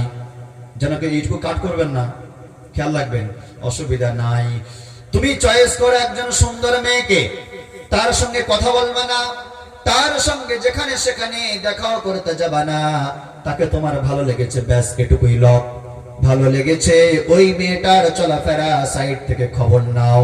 মেয়েটা মোটামুটি দেখতে পছন্দ হয়েছে, ইসলামিক লেভেলে মেয়েটা ভালো, মেয়েটা পর্দা করে, নামাজ পড়ে, মেয়েটা কোরআন পড়ে, মেয়েটা সুন্দরভাবে ইসলামের মধ্যে সুন্দরভাবে ঢেকে থাকে। ওই মেয়েটার তোমার ভালো লেগেছে, পছন্দ হয়েছে, তার জন্য তোমার সিনায় যিনি প্রেম দিয়েছেন তিনি কে? জোরে বলেন, তিনি কে? আল্লাহ। তাহলে ওই মেয়েটাকে পেতে গেলে কি করতে হবে? কোরআনের সাজেশন শোনো। ওই মেয়েটাকে পাওয়ার জন্য তুমি প্রথমে তার বাবার সঙ্গে দেখা করবে না। ওই মেয়েটাকে পাওয়ার জন্য তুমি প্রথমে তোমার সব থেকে কাছের হিতাকাঙ্ক্ষী মা আর বাবা হয়, হয়তো ভাই বা বোন, তাকে তুমি লক্ষ্য করো। বোন, ওই মেয়েটার সঙ্গে আমার বিবাহের ব্যবস্থা করো। লজ্জার কোনো কারণ নেই। আমার বিবাহের আগে আমি আমার আম্মাজানকে বলেছিলাম, আম্মাজান আপনি আমার বিবাহের ব্যবস্থা করেন। আম্মা জান আমাকে বলেছিলেন হাসি মুখে, দুষ্টু হয়ে গেছে খুব। আমি বললাম, না মা, তোমার সাথে আমার ব্লাডের কানেকশন, আমি তোমার গর্ভে থেকে তোমার রক্ত খেয়ে আমি বড় হয়েছি, আমি তোমার সঙ্গে মজা করব না মা, তুমি আমার সব থেকে বড় আপন, আর আমার সব থেকে যেমন তুমি কাছের আপন তেমন তোমারও কাছে আমিও আপন মা, আমার যেটা প্রয়োজন সেটাই তোমাকে বললাম, আমি চাইলে লাইন করতে পারতাম কিন্তু মা না, কোরআন শিখিয়েছে লাইন করা যাবে না, কোরআন শিখিয়েছে ব্লাড প্রেম করা যাবে না, ব্লাড দেখা করা যাবে না মা, কোরআনের অনুপাতে আমি প্রেম করব, আমাকে বিবাহ দিয়ে দাও। আম্মা জান তখন বললেন ঠিক আছে বাবা, এমন করে আমাদের সাকসেস হয়েছিল, কিন্তু কোরআন যখন জানিয়ে দিচ্ছে ফানকিহু মা তাবা লাকুম, তুমি ওই মেয়েটাকে বিবাহ করো যাকে তোমার ভালো লাগলো, ফ্যামিলির তরফ থেকে তুমি যাও, ফ্যামিলির তরফ থেকে তুমি বলতে পাঠাও, কিন্তু ফ্যামিলি এমন হলে হবে না, ফ্যামিলি হয়তো দেখছে মেয়েটা কাছে, কাছের বউ করা যাবে না, এমন অনেকের মাথায় আছে কি নেই? আছে, আছে তো। কোরআন হাদিসে কোথায় লেখা আছে কাছাকাছির মেয়ে বিয়ে করা যাবে না? যদি এটা সঠিক হতো তাহলে মা ফাতেমার সঙ্গে আলীর বিবাহ কি হতো না? আলীর ঘর কোথায়, ফাতেমার ঘর কোথায়? 2 মিনিটের রাস্তা, তাই না? বলে উসমানের সঙ্গে বিশ্বনবীর 2টা কন্যার বিবাহ হতো না, তাহলে কলিজার টুকরা মুসলমান যারা বাবা মা হয়েছে, অনেকে আমার বয়ান শুনছো, টেনশন হচ্ছে হুজুর কিভাবে জান্নাজানি কোন দিকে যাবে, কোনদিন এইরকম চিন্তা করবে না মা যে ছেলেটাকে কাছাকাছি দেব না, মেয়েটাকে কাছাকাছি দেব না, দূরে দেব, অনেকে আবার ভাবে দূরে দেব না কাছে দেব, এমন ইসলামে কোনো আইন নাই, কোনো ফ্যাক্ট নাই। ইসলাম বলেছে যেখানে তোমার ভালো লাগবে, ইসলাম অ্যাকসেপ্টলি অল পারফরম্যান্স যেখানে থাকবে সেখানেই বিয়ে দেওয়া লাগবে। যদি এমন কেউ চিন্তা করে, আমি একটা কথা বলি সে মাথায় রাখো, অনেক মেয়ে হয়তো কাছাকাছি বিবাহ দাও নাই, অনেকে ছেলের কাছাকাছি বিবাহ দাও নাই, তুমি হয়তো মেয়েটাকে অনেক দূরে বিবাহ দিয়েছো, বিবাহ দেওয়ার পর সেই মেয়েটা যখন তোমার কাছে ফোন করে, তুমি যখন ফোন করো মা কেমন আছো, আসসালামু আলাইকুম, ওয়া আলাইকুম আসসালাম আম্মাজি খুব ভালো আছি আমি এখানে, বলুন তোমার মেয়েটা কাশ্মীরে হোক, লন্ডনে হোক, আমেরিকায় হোক, জর্ডানে হোক, সিরিয়ায় হোক, যেখানে থাকুক না কেন, হাজার দূরে হলেও সেখান থেকে যদি ফোন করে বলে মা ভালো আছি, জানটা ভরে কি ভরে না? ভরে কি ভরে না? অনেক মেয়ে এমন দেখবেন কাছাকাছি বিয়ে দিয়েছে, সুবিধা হবে জামাইটা কাছাকাছি থাকবে, কিন্তু কলিজার টুকরা মুসলমান এমন মেয়ে দেখা যায় সকাল সন্ধ্যে দৌড়ে দৌড়ে বাড়িতে এসে মার পার ধারে ঝাঁপ দিয়ে পড়ে, কি হয়েছে মা, তোমার স্বামী তোমার জামাই আমার মারতে আসছে, হয় কি হয় না? তাহলে কোনোদিন এমন করবেন না। যদি মাস্টার মাইন্ড মা আর বাবা যদি মনে করে ছেলেটার কাছাকাছি বিয়ে দেব না, মা তুমি যে কাছাকাছি বিয়ে দেবে না বললে কিভাবে তুমি বললে? আল্লাহ হয়তো তার নসিবে লিখে রেখেছে, তুমি যদি না দাও সেখানে আল্লাহর আইনের উপর হাত চালানো হচ্ছে কি হয় না? হচ্ছে। তাহলে এই জিনিসটা আজকের হটাতে হবে, কাছাকাছি দূরে কোনো ফ্যাক্ট নয়, যেখানে দেখবে পরিবেশ ভালো সুন্দর সেখানে হবে, টাকা কম থাক অসুবিধা নাই, শিক্ষা কম থাক অসুবিধা নাই, একটু দেখতে খারাপ থাক কম থাক অসুবিধা নাই। কারণ যুবক একটা কথা বলি, তুমি হয়তো বিবাহ করছো সুন্দর একটা মেয়ের দিকে তাকিয়ে, কিন্তু একটা মেয়ে বিবাহের পরে খুব জোর 4 মাস তার হয়তো ভালো লাগবে তার রূপটা, কিন্তু 4 মাস পরে তার রূপ আর লাগবে না, 4 মাস পরে তার গুণটা তোমার প্রয়োজন। কি প্রয়োজন? গুণটা। হয়তো একটা মেয়ে তুমি চয়েস করেছো, হেভি দেখতে মেয়েটা, কিন্তু বলো তুমি সারাদিন কাজ করে বাড়ি ফিরলে এসে বলছো আমার ভাত রেডি করেছো, হয়তো উত্তর দিচ্ছে যাও না হাঁড়িতে আছে খেয়ে নাও না, আমার কষ্ট হচ্ছে। কিন্তু যুবক তুমি এমন একটা বিবি ঘরে আনলে, সেই বিবিটা তোমার আসার আগে তোমার ঘরের দরজায় দাঁড়িয়ে আছে, হাতে একটা জগ আছে বা গ্লাস আছে পানি, হাতে আর কিছু নাই, তোমার কাছে গ্লাস দিয়ে দিল, অথবা সে নিচে হাত দিয়ে তোমার চেহারা ধুয়ে দিল, সালাম দিল, বলল বসেন পানিটা পান করে নেন। ও যুবক তুমি বসলে পানি পান করে নিলে, আর নতুন করে গামছা আনেনি, তার ওড়নাটা দিয়ে তোমার চেহারাটা মুছিয়ে দিল। বলো সারাদিন যত কষ্ট হয়েছে সব কষ্টগুলো তোমার বিবির ভালোবাসায় পানি হয়েছে না হয় নাই? হয়েছে। একটা সুন্দর নারী তুমি বিবাহ করলে, কিন্তু যেখানে দেখবে রূপ আর গুণ, সেখানে কোনটা প্রাধান্য দেওয়া লাগবে? গুণের প্রাধান্য দেবে, রূপের প্রাধান্য দেবে না। তোমার বইয়ের যদি চরিত্র খারাপ থাকে, তোমার মনটা কোনোদিন চাইবে না ওর মুখের দিকে তাকিয়ে দেখে কি সুন্দর দেখতে, কোনোদিন এমন মনটা চাইবে না। হয়তো একটু দেখতে খারাপ, অন্যের স্ত্রী হয়তো দেখতে ভালো, কিন্তু তার তুলনায় তোমার বিবির চরিত্রগুলো যখন মনে উঠবে যে তুমি তার দিকে তাকিয়ে মনটা শান্তিতে ভরে যাবে। তুই হয়তো দেখতে একটু খারাপ হতে পারিস, কিন্তু তোর ভালোবাসাটা হচ্ছে বিরল। সুবহানাল্লাহ। তাহলে রব্বুল আলামিন পরিষ্কার জানিয়ে দিয়েছেন আমাদের বিয়ে করতে গেলে এক নাম্বার কি লাগবে? পছন্দ লাগবে। ও যুবক, ও ভাইরা, তোমরা যারা দেখাশোনায় যাও বলি শোনো, দেখাশোনায় কেমন করে যাওয়া লাগবে? এক নাম্বার কথা বলি, যখন দেখাশোনায় যাবে তোমরা হয়তো সবাই রায় দেবে, ফয়সালা দেবে না। কি দেবে না? জোরে বলেন তো, ফয়সালা দেবে কে? বিবাহ একটা যাইতাই ব্যাপার নয়। আজকে শিখুন, ফয়সালা দেবে কে? মনে করুন ছেলে আছে, ছেলের বড় বোনাই আছে, ছেলের বাপ আছে, ছেলের নানা আছে, ছেলের বড় মামা আছে, ছেলের বড় চাচা আছে, বড় ভাই আছে, কিন্তু একটা মেয়ে দেখলাম মোটামুটি এদিক এদিক চলছে, কিন্তু ফয়সালা দেবে কে? ফয়সালা দেবে কে? এদিক থেকে বলেন, কে ফয়সালা দেবে? আমি বললাম বক্তা নয়, I am teacher all the student time. আমি তো শিক্ষক কিছুক্ষণের জন্য। না, বলুন কে ফয়সালা দেবে? বাপ? ছেলে আর মেয়ে? ছেলের বাপ? ছেলের মা? আমি বলে দিচ্ছি ফয়সালাটা সেই দেবে যে করবে বিয়ে, যে করবে বিয়ে, বিয়েটা যে করবে ফয়সালাটা সেই দেবে। কলিজার টুকরা আজকের শোনো, একটা ছেলের হয়তো ভালো লেগেছে, তুমি বড় বোনাই বলে, বড় মামা বলে, বড় চাচা বলে, তোমার ভালো লাগেনি বলে তুমি কেটে দিও না। তুমি বড় বোনাই গিয়েছো, তুমি দেখছো যে তাহলে আমার এই বোনাইটা দেখছি তো আমার থেকে আরো বেশি হয়ে যাবে, আমি তো দেখছি বড় জামাই, তো দেখছি আমার ভাড়া ভাইটা আরো বেশি রাঞ্চে হয়ে যাবে, ও ভালো না, কেটে দিচ্ছি। না, কেটো না, বরং শুকর এটাই করো, তুমি অন্যকে বড় করে দাও, আল্লাহ তোমাকেও বড় করে দেবে। সুবহানাল্লাহ।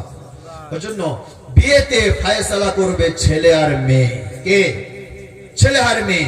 হুজুর যদি তারা রং ফয়সালা করে, দেখবেন শরীয়তের বাইরের কোন জিনিস তার মধ্যে আছে কিনা। যদি শরীয়তের ভিতর থেকে সে বাচ্চা ফয়সালা করে, সে মেয়েটা খুব সুন্দর ভাবে চুল এখানে কি করে মেয়েরা, সেই লচ না কি বলে, লস না লাভ, কি লব টপ বলে, আমি অতটা মানে ব্যাপারটা জানি না। তো চুলটা দেখেছি, চুলটা কেটেছে এখান থেকে শুধু পড়ছে আর শুধু তুলে দিচ্ছে, পড়ছে আর তুলে দিচ্ছে। কি দরকার বলুন তো দেখি? ছেলেরা এক পাল হেঁটে আসছে, ওর ওন্না ঠিক ছিল, তবু একবার ওন্নাটা খুলে গায়ে দিল। বলুন দেখি কি দরকার? তো হয়তো তার ভালো লেগেছে ওই রকম মেয়ে। খোদার কসম যুবক, ওই রকম মেয়ে না, ও কালসাপ, ও কালসাপ। বললাম পুকুরের পানি সবাই ব্যবহার করে, কিন্তু কেউ খায় না। ওই রকম মেয়ে আনা যাবে না। তাহলে শোনা লাগবে, তুমি যে মেয়েটা চয়েস করবে তার ভিতরে তুমি দেখতে হবে ইসলামিক কালচার গুলো আছে কিনা। ফয়সালা দেবে ছেলে আর মেয়ে। মেয়ে যেন দেখে না আমার ছেলের, আমার স্বামীর দাড়ি নেই, ওই রকম স্বামী বিয়ে করবে না। যত মেয়ে তোমরা বিয়ে করবে বলে দিচ্ছে আজকে শোনো, কোন বেদাড়িওয়ালা ছেলের বিয়ে চলবে না, হারাম। বেদাড়িওয়ালা ছেলেকে কবুল বললেই ব্যাস, গোনা স্টার্ট মরণ পর্যন্ত। যার দাড়ি নেই তার বিয়ে করা যাবে না।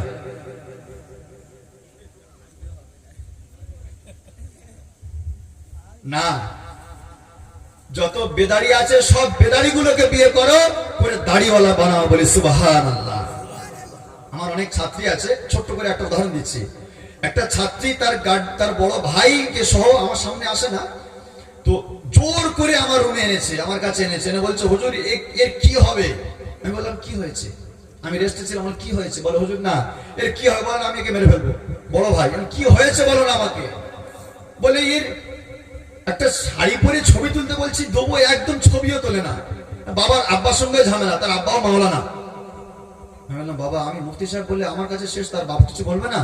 বলে আব্বা কি মনটা খারাপ করে ঘুরছে, একটা ছবিও তোলে না। হ্যাঁ, আমি তখন বললাম কি হয়েছে বলো, বোন তোমার কি হয়েছে, ব্যাপারটা কি? বলছে হুজুর আমি সাধারণ ছেলে বিয়ে করবো না। বলে আমি হুজুর থেকে বিয়ে করবো। আমি কেন?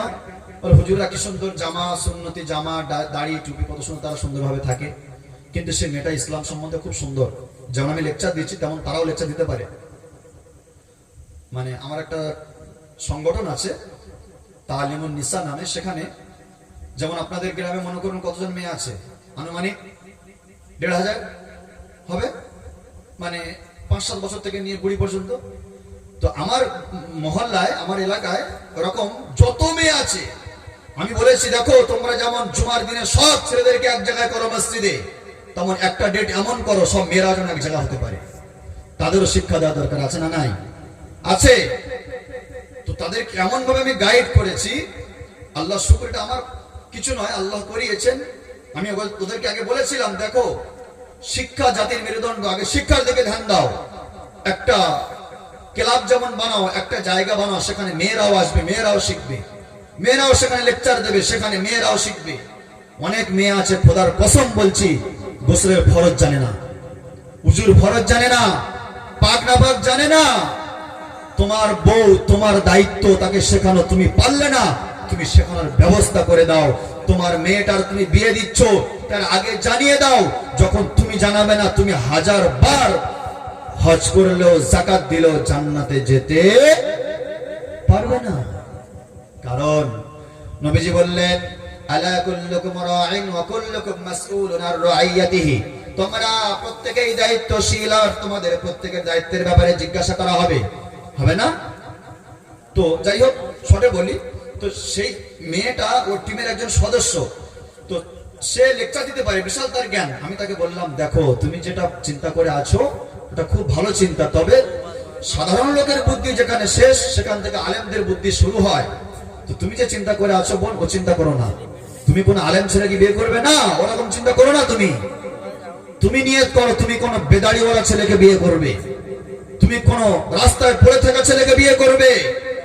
কারণ তুমি তোমার যা জ্ঞান রেখেছো, তুমি তোমার জ্ঞানের অনুপাতে সেই ছেলেটার মুখে দাড়ি ফোটাতে পারবে, তার মাথায় টুপি আনাতে পারবে, তার গায়ে জামা দেওয়াতে পারবে, তাকে প্রতিদিন তুমি মসজিদে পাঠাতে পারবে। তুমি একজন এমন আল্লাহর বান্দি হও যে আমার কারণে যেন আমার স্বামীর পরিবর্তন হয়, এমন ছেলে বিয়ে করব, তাকে পরিবর্তন করেই দেব।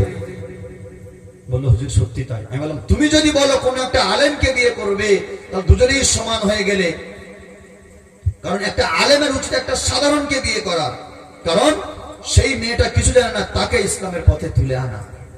কি বললাম বুঝতে পারেননি? ওই জন্য করে ইয়াং যুবক তোমরা যারা আছো দাড়ি রাখো, ভালো লাগবে দেখতে। কারণ দাড়ি যারা রাখে ওদেরকে ইসলামের শের বলা হয়। কি বললাম বুঝতে পারোনি? তোমার দাড়ি থাকলে অনেক লাভ আছে তোমার। কবি রবীন্দ্রনাথকে চেনেন? দাড়ি আছে কি কবি রবীন্দ্রনাথের? আছে। গায়ে কি জামা, শার্ট না পাঞ্জাবি?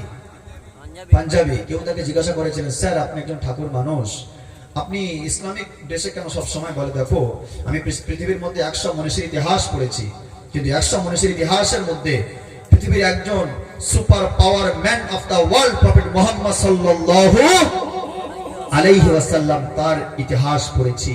আমি দেখেছি তার ইতিহাসের মধ্যে তার যে ইসলামের দেওয়া যে ড্রেস, এই ড্রেস পরলে অনেক গুনাহ থেকে বাঁচা যায়।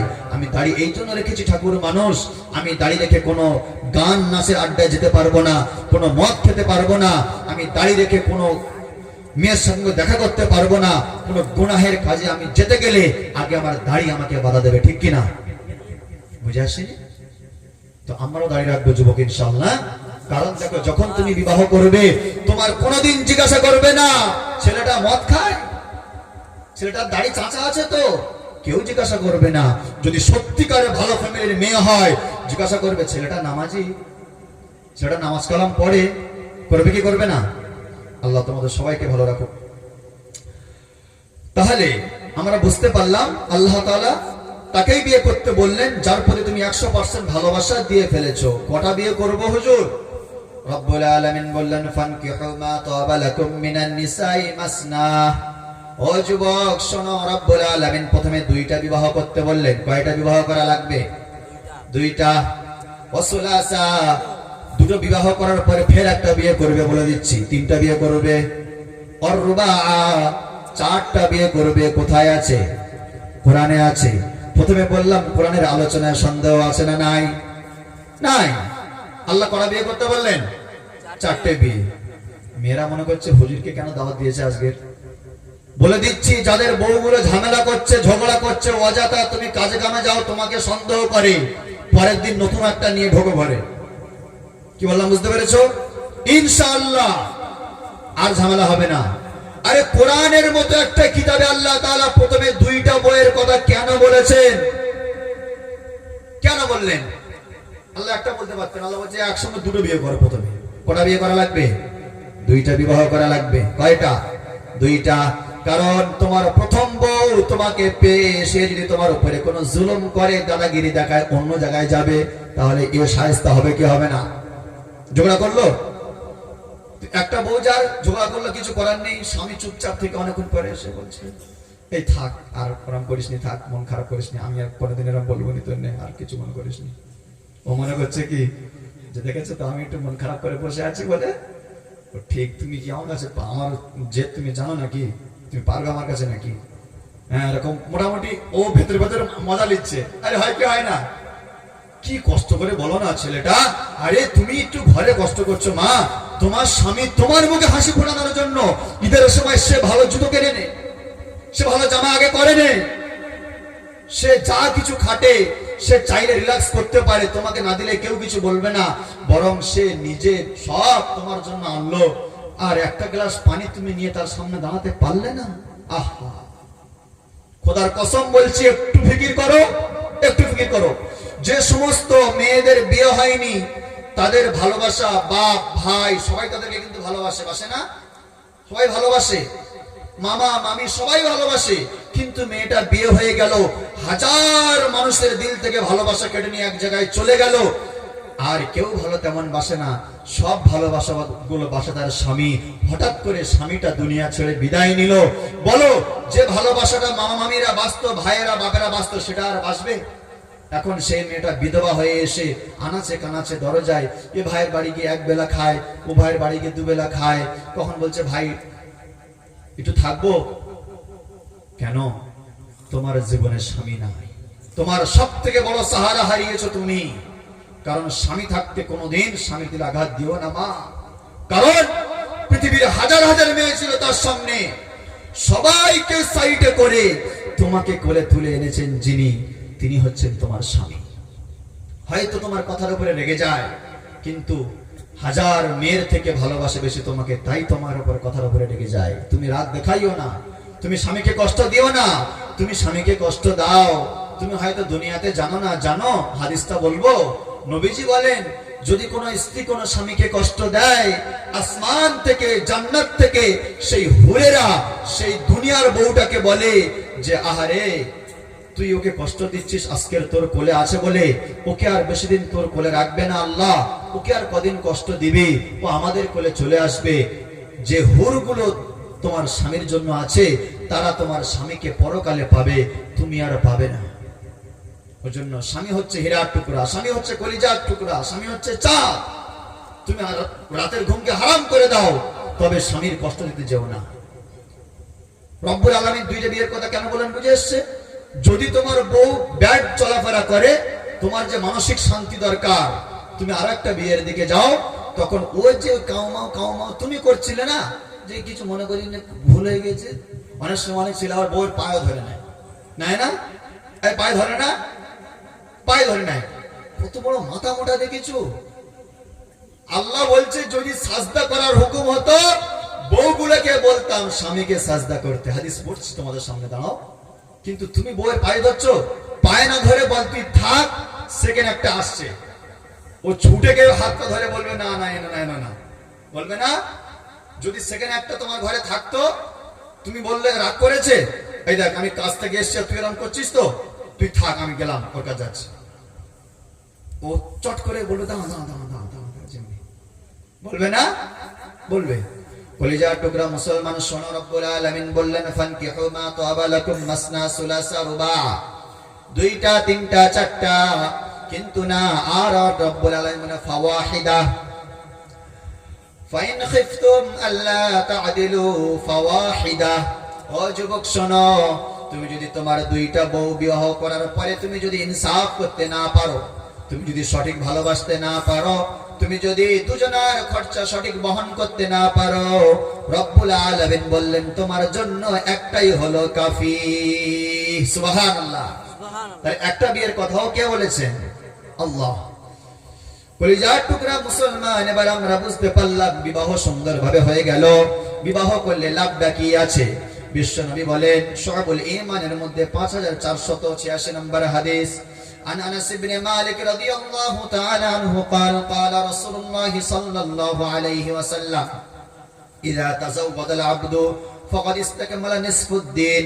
যখন কোন যুবক বিবাহ করে নেয়, ওই বিবাহ করার কারণে তার দিন আর ঈমানটা অর্ধেক হয়ে যায়। সুবহানাল্লাহ। ঈমান অর্ধেক হয়ে যাওয়া যাইতাই ব্যাপার নয়। একটা মানুষ যত ইবাদত করুক না কেন, তার ঈমান কিন্তু পুরোপুরি হবে না। বুঝে আসেনি? ইল্লা মাশাআল্লাহ একটা দুটো ব্যতিক্রম। কিন্তু যদি কোনো মেয়েকে বিবাহ করো, তোমার ঈমান 10% ছিল, সঙ্গে সঙ্গে তোমার বউয়ের কারণে তোমার ঈমান 50% যিনি করে দেন তিনি কে? তাহলে বউটা নিয়ামত না নিয়ামত নয়? নিয়ামত নয়? বিশাল বড় একটা পাওনা। আরে অনেক যুবক ঘুরে বেড়াচ্ছে, তার বউ চলে গেছে, সে পাগলা হয়ে ঘুরে বেড়াচ্ছে। তোমার বউ তোমার কাছে আছে মানে আল্লাহর দেওয়া একটা রহমত। বিশ্বনবী সাল্লাল্লাহু আলাইহি ওয়াসাল্লাম বললেন, শোনো, যারা বিবাহ করো নাই বিবাহ করে নাও, তোমার ঈমানটা অর্ধেক হয়ে যাবে। 2 নাম্বার, ফালইত্তাকিল্লাহা ফি নিসফিল বাকি, তোমার বাকি দিনটা তুমি আল্লাহর ইবাদত করে করে তোমার ঈমানটা 100% করে নেবে। সুবহানাল্লাহ। তাহলে তোমার ঈমানটা 100% করতে গেলে তোমার বউ কিন্তু 50% অধিকার রেখেছিল তোমার উপরে, রাখেনি? তাহলে বোঝা গেল যে আল্লাহ তাআলা বউটা আমাদের জন্য কি বানিয়েছেন?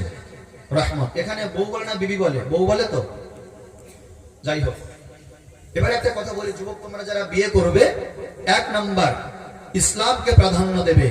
2 নাম্বার দেখাশোনায় যাকে তাকে নিয়ে যাবে না। তুমি যাবে, তোমার মাকে নেবে, বোনকে নেবে, সবাইকে নেবে, কিন্তু তোমার কোনো বন্ধু বান্ধবকে নেবে না। তোমার বাপকেও দেখা চলবে না মেয়েটার। তুমি দেখে পছন্দ করবে, তোমার বাপ, তোমার মামা, তোমার খালু সবাই খবর নেবে মেয়েটার কোয়ালিফিকেশন, মেয়েটার সমাজ ব্যবস্থা, মেয়েটার ইসলামিক কালচারস গুলো, তারা খবর নেবে। যদি বলে হ্যাঁ, মেয়েটার রূপটা দেখার অধিকার তোমার ছাড়া কারো দেয়নি ইসলাম। বুঝে আসেনি? মেয়েটার রূপটা দেখার অধিকার কার আছে? একমাত্র ছেলে। ছেলের বাবার দেখার অধিকার নাই। হাদিসে আছে, কোরআনে আছে, ব্যাখ্যায় পড়ে নেবে, দেখে নেবে। কারণ এখনো পর্যন্ত যে মেয়েটাকে আমি দেখতে গিয়েছি, ওই মেয়েটা যদি আমি না বিয়ে করে আমার বাপ বিয়ে করে, জায়েজ হবে না? হবে না। তাহলে বাপ কি বিয়ে করতে গিয়েছে না আমি গিয়েছি? তাহলে আমি গিয়েছি আমার জন্য দেখতে, বাবার দেখা চলবে না। যদি কোন যুবক এমন করে তার বিয়েটা সাজায়, তো তার যদি রহমত না হয় আমাকে বলবে। মায়ার নবী বলেছেন, ইন্না আযমান নিকাহি বারাকা আইসারুহু মাউনা। আল্লাহ রাব্বুল আলামিন ওই ছেলেটার ফিউচারে, ওই ছেলের পর লাইফ আল্লাহ তাআলা রহমত দান করেন, বরকত দান করেন, যার লাইফে, যার বিয়েতে আল্লাহর রেজামন্দি আর অল্প খরচ হয়ে যায়। সুবহানাল্লাহ। তুমি কি চাও না তোমার জীবনটা ইসলামের সাথে সাজুক?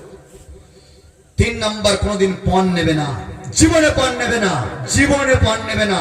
এমনটা বলো, আমি একজন যুবক, আমি একজন ছেলে, আমি ফকির নয়, ভিখারি নয়, বরং তোমার কলিজার টুকরা বাচ্চাকে আমাদের তুলে দিচ্ছ। স্যালুট মা তোমাকে, সালাম বাবা তোমাকে, এই রকম বাচ্চা আমাকে তুলে দেওয়ার জন্য, এই রকম মেয়ে আমাকে দেওয়ার জন্য।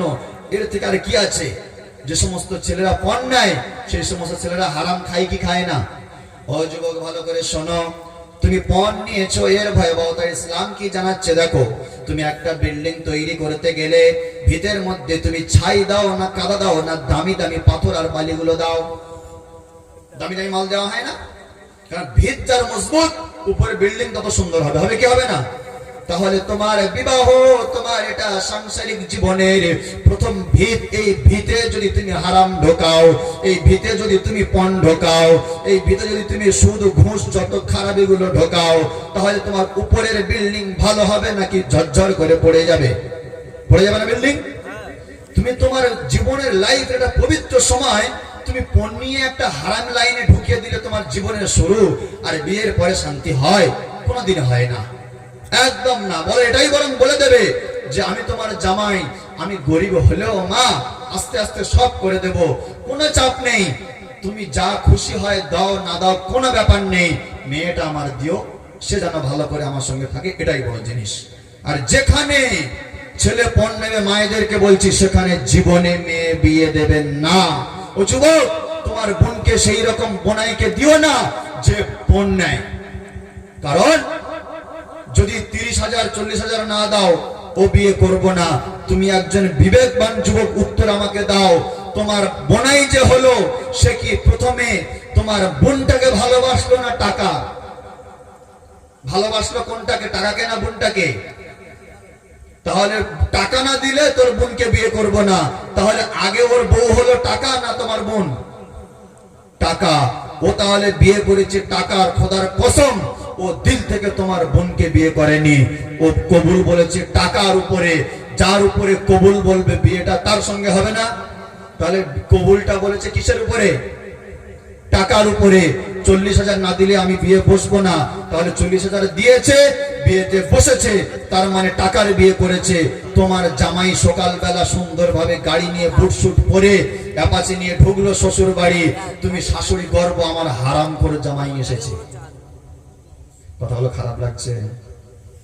বলুন। আমি এত চেড়ে কথা বলি না, কিন্তু অনেক সময় কি হয়, অনেক সময় বলতে হয়, না বললে অনেক সময় বুঝে আসে না।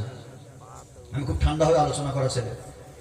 তাহলে শাশুড়ি দেখো, তুমি তোমার যে জামাই হারামখোর জামাই, লোক বললে ওর জামাইটা কি সুন্দর, আরে দেখেছিস? যে জ্ঞানী মানুষ বলবে কি সুন্দর হারামখোর দেখেছিস, বলবে না? ওটা সব থেকে গেল আরো বড় জিনিস, তোমার মেয়ে গর্ভে যে বাচ্চাটা আসবে সে বাচ্চাটা তো হারামই হবে। 40,000 টাকা হারাম যে খেয়েছে, সেই হারাম খাওয়ার রক্তে তোমার নাতি তৈরি হবে, তোমার মেয়ের গর্ভে একটা হারামখোর বাচ্চা হবে। 1 বছর 2 বছর পরে নাতিরা এসে ফুটফুটে কি সুন্দর ছোটাছুটি করবে, তুমি হয়তো ভাবছো আমার সুন্দর কি সুন্দর নাতি, ওমা না, ইসলাম বলছে ওটা তোমার হারাম জাদা।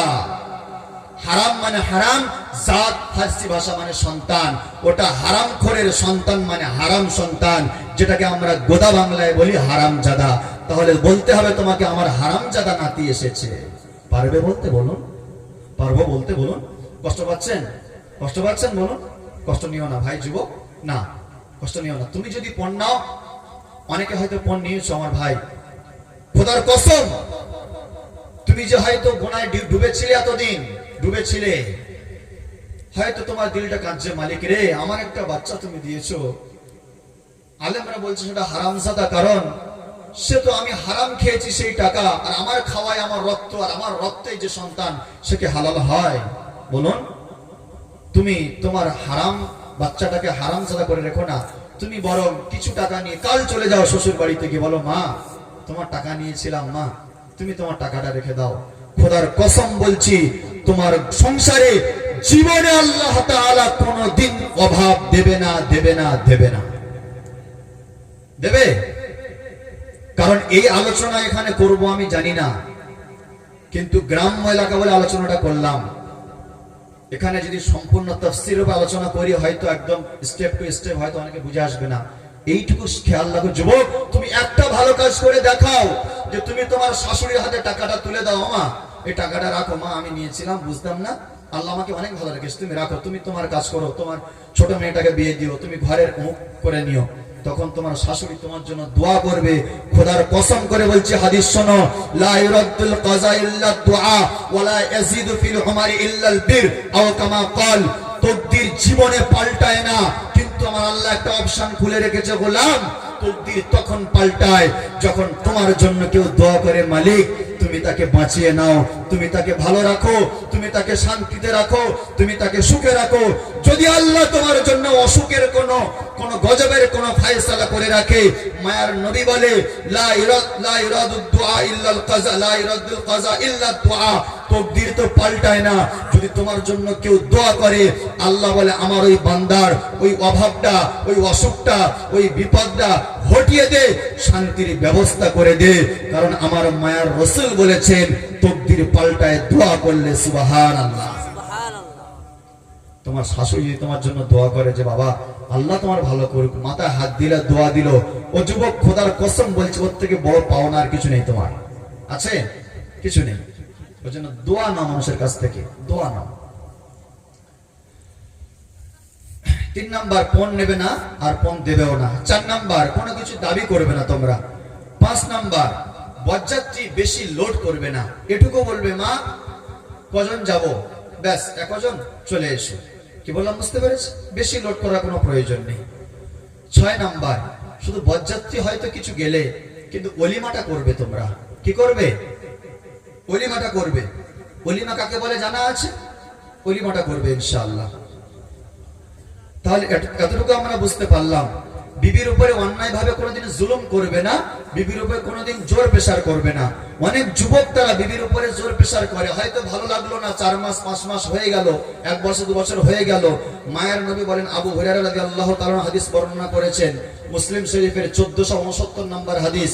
عن أبي هريرة رضي الله تعالى عنه قال قال رسول الله صلى الله عليه وسلم لا يفرق مؤمن مؤمنة إن كره منها خلقا رضي منها آخر।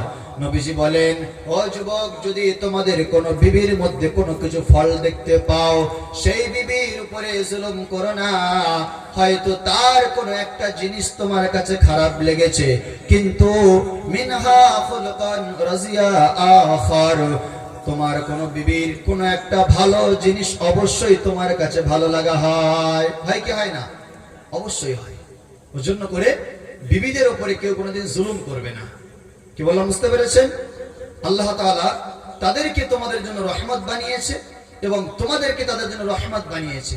হুজুর কোথায় আছে? সূরা রুম আয়াত নাম্বার 21। আল্লাহ তাআলা বলেন, ওয়াজআলা বাইনাকুম মাওয়াদ্দাতাও ওয়া রাহমা, আমি আল্লাহ রাব্বুল আলামিন তোমাদের জন্য তোমাদের স্ত্রীদের হৃদয়ের মধ্যে ভালোবাসা আর মহব্বত রেখে দিয়েছি। পৃথিবীর যত নারী আছে, আপনার মা হলো স্ত্রীর থেকে যে ভালোবাসা আপনি পান সেটা কোথাও পাওয়া যাবে না। ওই জন্য নবীজি বলেন, ওয়ালি যাওজিকা আলাইকা হাক্কা, তোমার বিবির উপরে তোমার হক আছে না নাই? আছে। ওই জন্য এটুকু খেয়াল রাখবেন যে যা কিছু কাজ করবেন শরীয়তের আইন মেনে, যদি সঠিকভাবে বুঝে না আসে আলেমদের সঙ্গে পরামর্শ করবেন। আগে ইমাম সাহেবদের কাছে যাবেন, হুজুর এই কাজটা করব, কিভাবে কি করব আপনি জানিয়ে দেন। তাহলে এটুকু আমাদের বুঝে আসলো। আচ্ছা, একটা কথা বলে দিই, অনেকে তো বিয়ে হয়ে গিয়েছে, হয়ে যায়নি? হয়ে গিয়েছে। তোমার বউটা সত্যিকারে ভালো না খারাপ তুমি কি করে বুঝবে? قال رسول الله صلى الله عليه وسلم, মুসলিম শরীফের 1467 নম্বর হাদিস।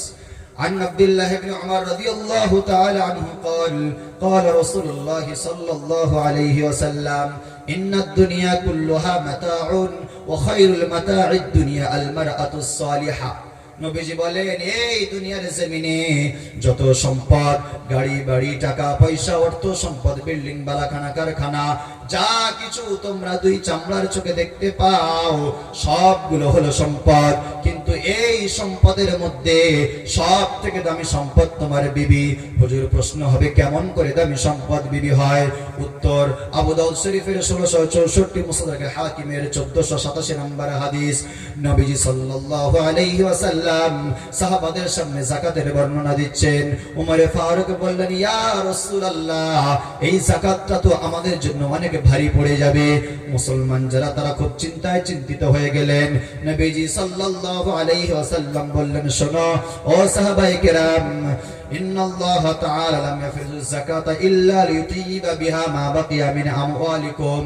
এই যে যাকাতটা তোমাদের উপরে ফরজ করা হয়েছে, এই যাকাতটা তোমাদের সম্পদের খারাপিগুলো বার করে দেওয়ার জন্য। সাহাবায়ে কেরামরা শুনে আনন্দে উত্তেজিত হয়ে গেলেন, উমরে ফারুক উত্তেজিত হয়ে গেলেন। তখন বিশ্বনবী বললেন, সাহাবায়ে কেরাম, আলা উখবিরুকুম বিখাইরিন মা আকনিসুল মারউ। ও সাহাবায়ে কেরাম, তোমরা এই কথা শোনার পরে এত আনন্দ করো, কিন্তু তোমাদের এর থেকে আরো বেশি আনন্দের কথা বলে দেব নাকি? সাহাবায়ে কেরাম বলেন, ইয়া রাসূলুল্লাহ, অবশ্যই বলে দিন। قال رسول الله صلى الله عليه وسلم المرأة الصالحة। নবীজি বললেন, শোনো সাহাবায়ে কেরাম, নেক বিবি, সৎ বিবি। হুজুর নেক বিবি, সৎ বিবি, কিন্তু নেক বিবি, সৎ বিবির গুণ কয়টা? নবীজি তিনটা গুণ গুনালেন। কয়টা গুণ? তিনটা গুণ। এক নাম্বার নবীজি বললেন, নেক বিবি তোমার বিবিটা তখন হবে গ্রামের মানুষ যদি বলে বউটা দেখতে সুন্দর না, বউটার চলাফেরা খুব ভালো না, বউটা সুন্দর কথাবার্তা না, বউটা ভালো ঘরের মেয়ে না, এই রেজুলেশন এই সাজেশন গুলো বইয়ের সঙ্গে দিলে নেক বিবি হয় না। মুহাম্মাদুর রাসূলুল্লাহ সাল্লাল্লাহু আলাইহি ওয়াসাল্লাম তিনি রেজুলেশন দিলেন। এক নাম্বার শোনো যুবক, ইজা নাযারা ইলাইহা সাররাতুহু, তোমার বউয়ের দিকে যখন তুমি তাকাবে, তোমার বউ ওই সময় এমন অঙ্গি ভঙ্গি করে থাকবে, তোমার দিকে তাকাবে, তোমার চোখে তার চোখটা ফেলবে, তোমার অন্তরটা ঠান্ডা হয়ে যাবে। কি হয়ে যাবে? ঠান্ডা হয়ে যাবে। কাছ থেকে এসে বলছে, কই গো সেটা করেছো? স্বামীর মুখের দিকে তাকায় না, অন্যদিকে মুখ করে কথা বলছে, হ্যাঁ করেছি। না, নবীজি বললেন স্বামী যখন তোমার সঙ্গে কথা বলবে সঙ্গে সঙ্গে স্বামীর সামনে সুন্দর গুড ভাবে তুমি ফেসিং হয়ে যাও। এক নাম্বার বিশ্বনবী বললেন ওই বউটা হবে দামি, যার সাথে কথা বলার সময় তার স্বামীর মনটা খুশ করে দেবে। দুই নাম্বার, ওয়াইজা আমারহা ইতাআতুহু, যখন সেই স্ত্রীকে কোনো হুকুম করা হয় সঙ্গে সঙ্গে হাজার কাজ থাকলেও ফেলে স্বামীর হুকুমটা মেনে নেয়। রান্না করেছে, চুলার ভিতরে আগুন কাঠ দেওয়া আছে, অমনি থাক উঠে চলে আসো। যা কাজ করুক না কেন শরীয়তের বিধান মাফিক ছাড়া অন্য কাজগুলোতে স্বামী ডাকা সঙ্গে সঙ্গে স্বামীর সামনে হাজির হওয়া লাগবে। তিন নাম্বার গুণ, ওয়াইজা গাবা আনহা হাফজাতুহু মালুহু আও নাফসি, নবীজি বললেন যখন স্বামী কাছে থাকবে না, স্বামী বাইরে থাকবে, সেই মেয়েটা তার নিজেকে পর্দায় রাখবে, আবদ্ধ করবে এবং স্বামীর সম্পদগুলো সব নিজের হেফাজত করে রাখবে। তিনটা গুণ। কয়টা গুণ? তিনটা গুণ। তাহলে বোঝা গেল যে তিনটে গুণ যদি কোন স্ত্রীর মধ্যে থাকে তাহলে কিন্তু সেই স্ত্রীটাকে রাসূলুল্লাহ সাল্লাল্লাহু আলাইহি ওয়াসাল্লাম নেক বিবি বলে সম্বোধন করেছেন। কি বলে সম্বোধন করেছেন? নেক বিবি বলে সম্বোধন করেছেন। এই পর্যন্ত আমরা কিন্তু ইসলামিক লেভেলে ইসলামিক কালচারসের উপরে আমাদের বৈবাহিক জীবন শুরু থেকে শেষ পর্যন্ত ইনশাআল্লাহ বোঝাতে পারলাম। বুঝতে পেরেছেন? আচ্ছা, আমাদের মরহুম জনাব হযরত মাওলানা আমজাদ হোসেন সাহেবের বড় সাহেবজাদা জনাব হযরত মাওলানা মুহতারাম সাদ্দাম হোসেন সাহেব, উনি আমার খুব কাছের মানুষ, খুব ভালো লাগার মানুষ। উনি স্টেজে হাজির আছেন, এখনই আপনাদের সম্মুখে উঠবে। তবে যেটা ওয়াদা করেছিলাম যে শেষ জামানা সম্পর্কে কিছু শোনাবো, দেখছি সময়টা অনেক শেষ হয়ে গিয়েছে।